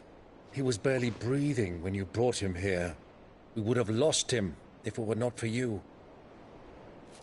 No. Barnabas may have severed nigh every sinew in my brother's body. But he made certain the wounds were not fatal. Nigh every sinew? Allow me, your lordship. Don't know what I was thinking, putting you to the trouble like that. 'Tis no trouble carrying comestibles to my ailing nephew. I know, but you've already done so much for us. Pouring your gale into the hideaway and now the ship. I don't want to take the piss. You risked your life. And for what? Some girl you hardly know. Why'd you do it? You got mad or something? I wouldn't go that far. Clive! You're awake. My boy. Oh. All I want to do is help. And the world won't save itself. It was Sid. Your father, who taught me that. Sounds like him. Don't you dare do that again. What of the Royalists? Fucked off, the lot of them, along with the galleon. With the king on board, no doubt. Behind here, I wouldn't sail without him. Clive. Jill didn't come back. What do you mean?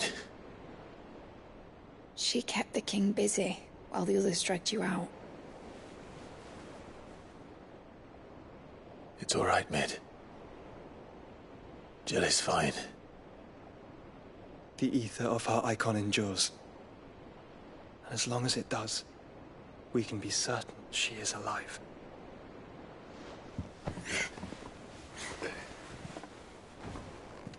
We must pursue the Black Galleon. Jill will be with the king, I'm sure of it.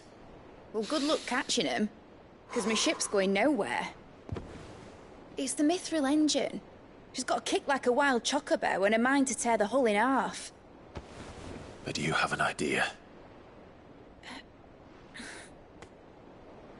Well, of course I do. My dad'll have seen this coming a league off. If I had his old writings...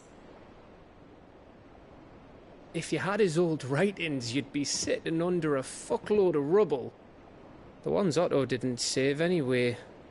I suppose he might still have a few pages in his stores. We'll have to hope it's enough. Do what you can to ready the ship. I'll speak with Otto. In your condition, you really are mad. Perhaps. But the world really won't save itself.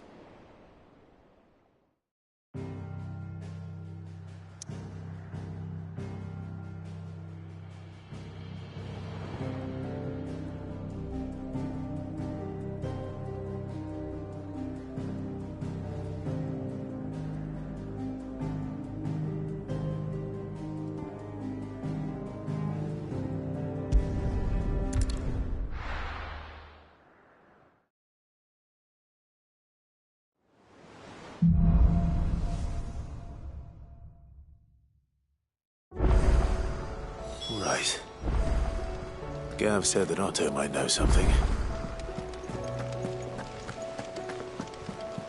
Cole said it was an army of Akashi. How are we supposed to do our duty when the hills are crawling with Akashi? Valleys are full of ether.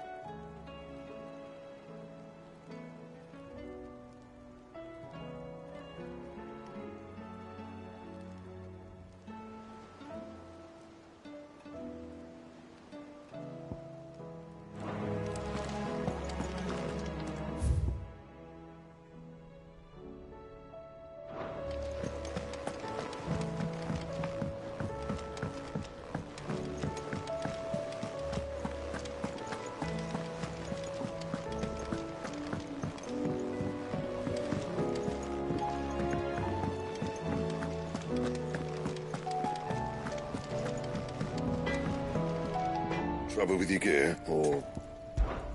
So, will it be?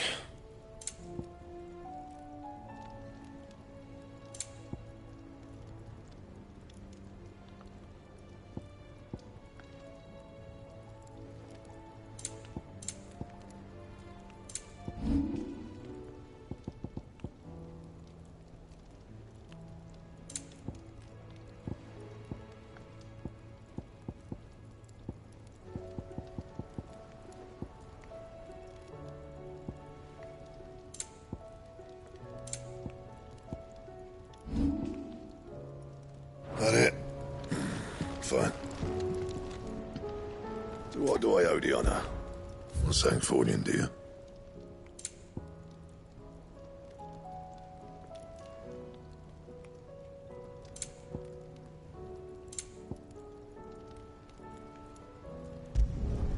No scratches, all right? Should last you a good while. You can thank me later. Yeah, that should do you. That it?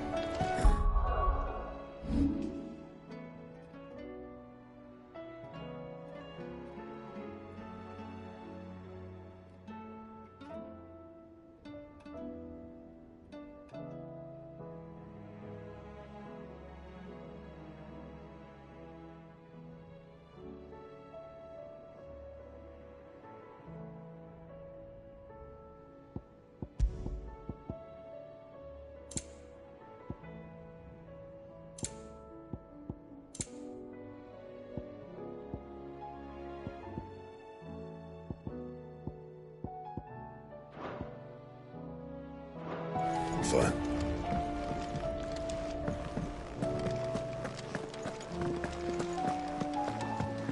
Which song should we...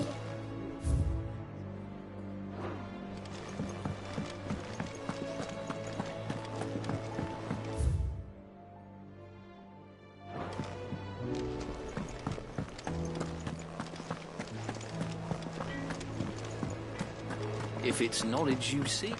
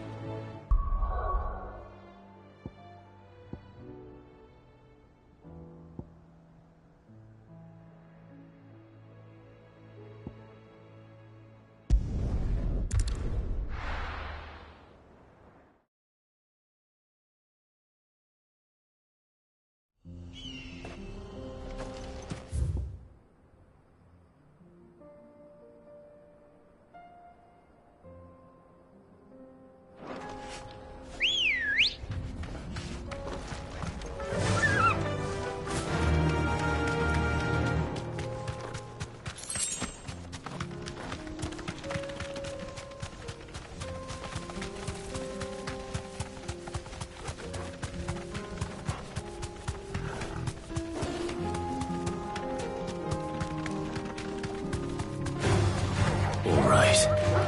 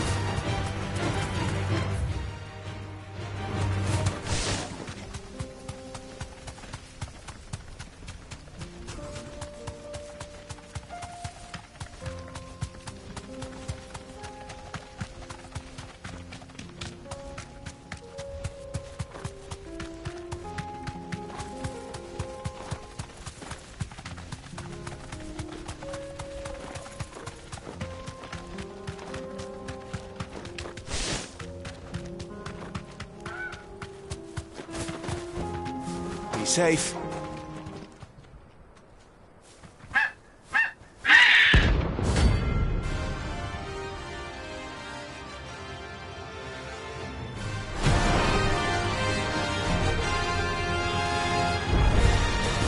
That's like no shock of I've ever seen.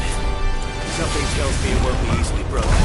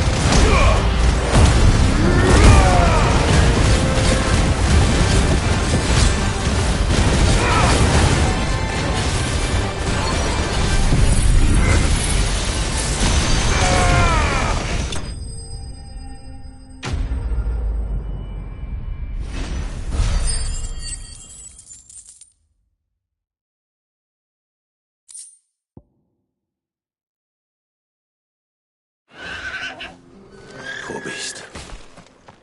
There was nothing I could do.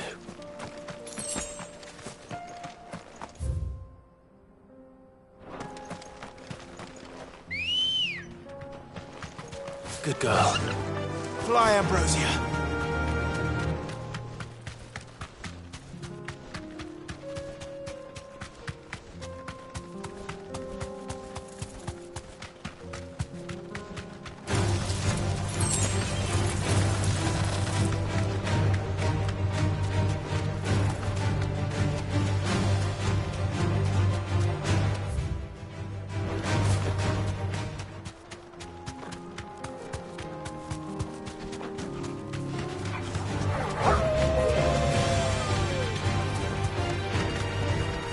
No need to ride from here.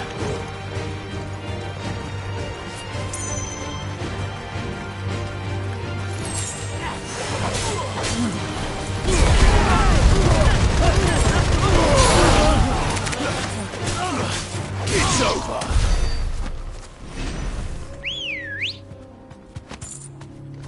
Come on. Yeah!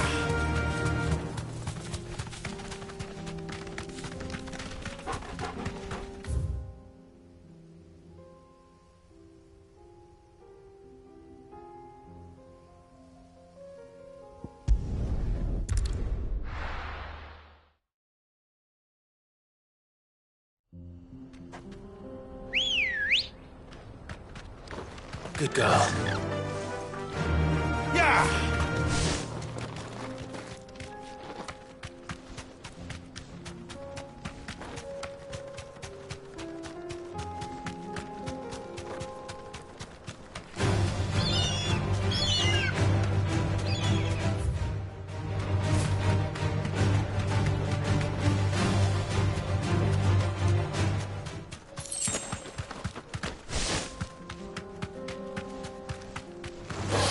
This won't be easy.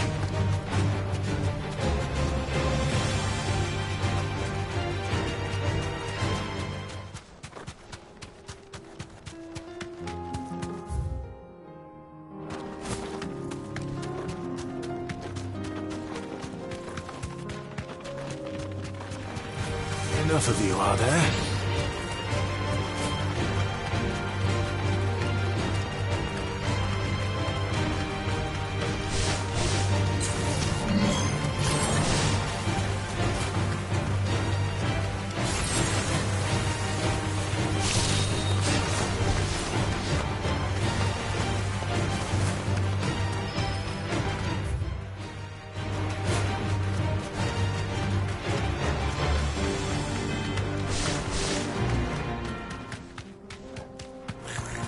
Don't get surrounded.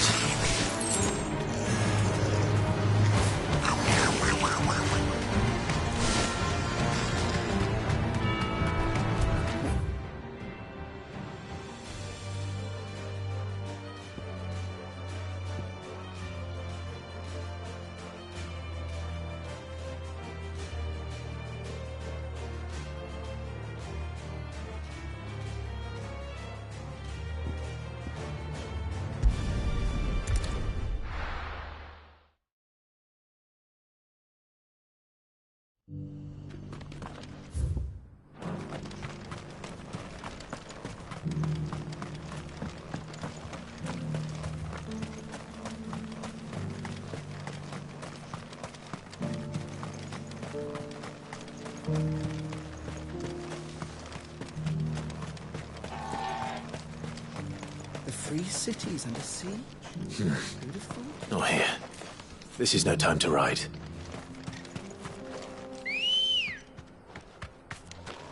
Good girl.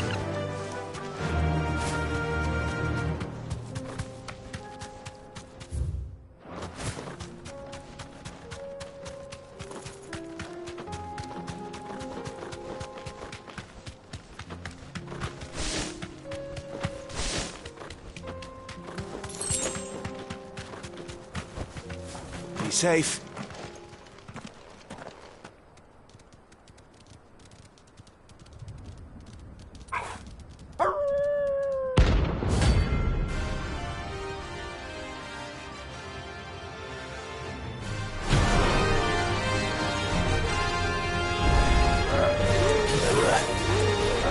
My side, Toggle.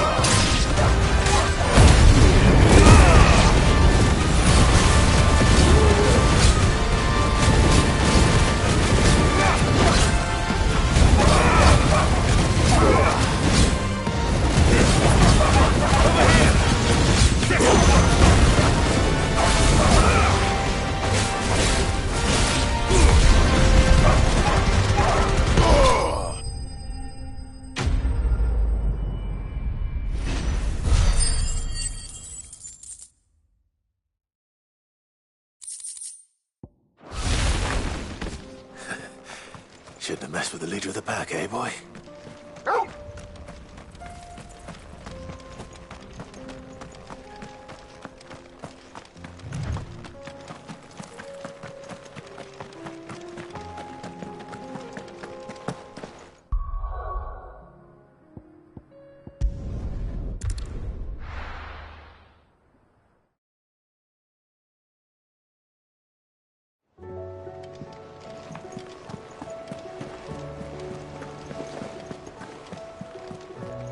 said it was an army of Akashic. How are we supposed to do our duty when the hills are crawling with a cat?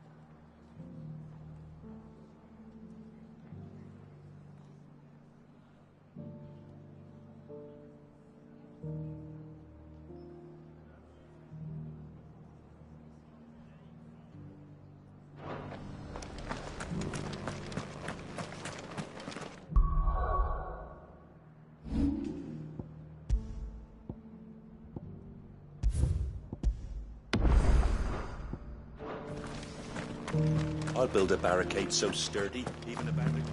Scouts have reported seeing more Akashic.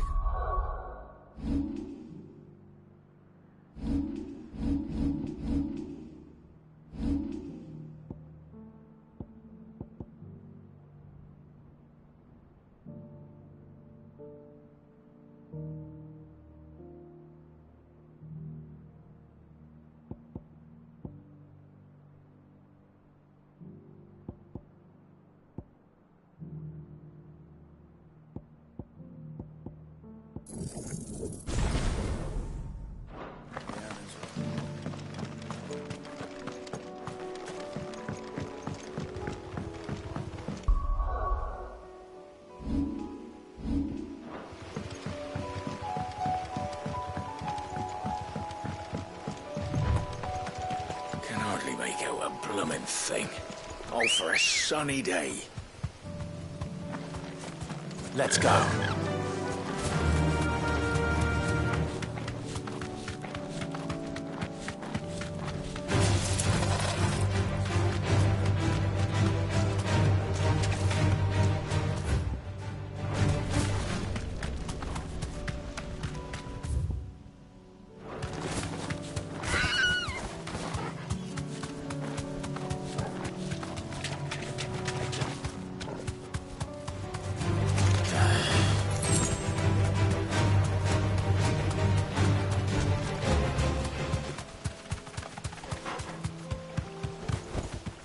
No need to ride from here.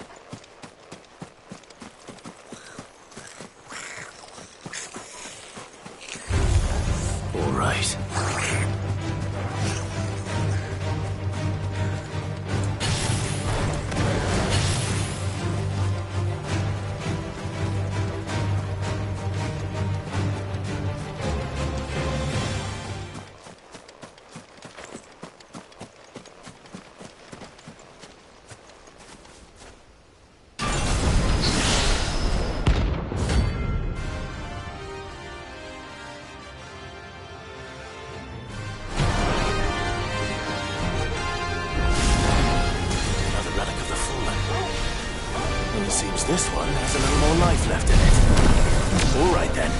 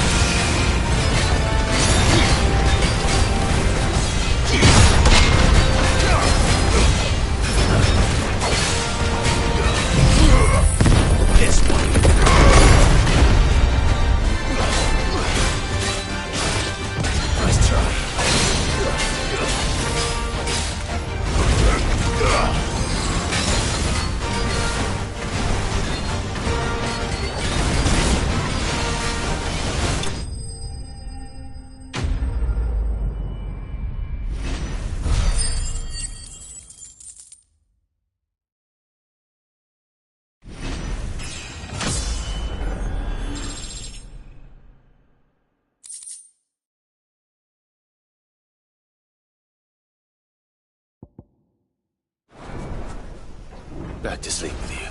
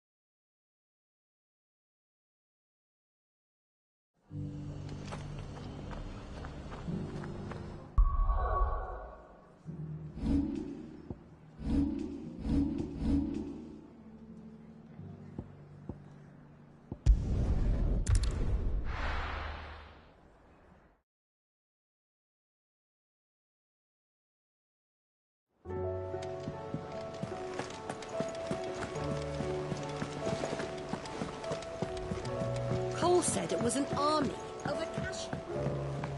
How are we supposed to do our duty when the hills are crawling with a cat?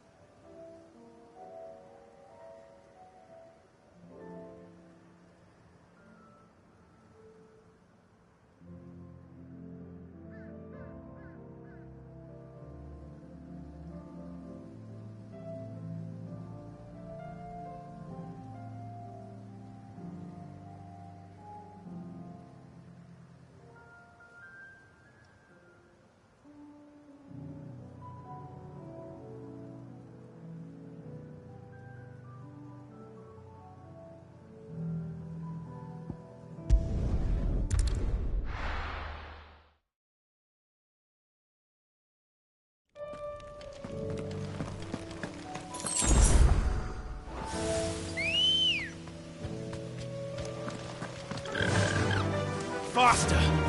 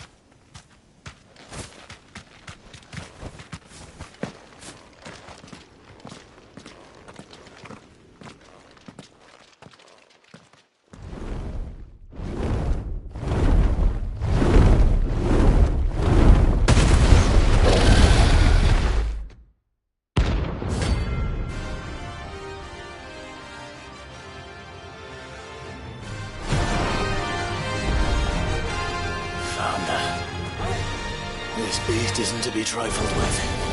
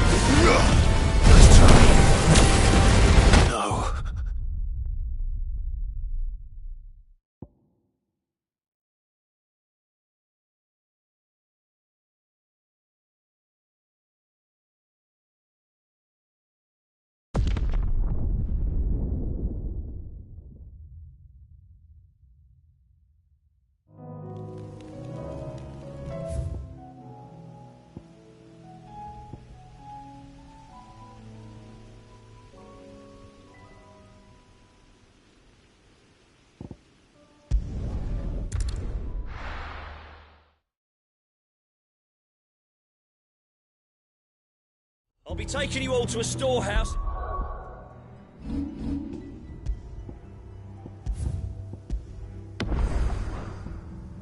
The bales. Leave anything you don't need behind.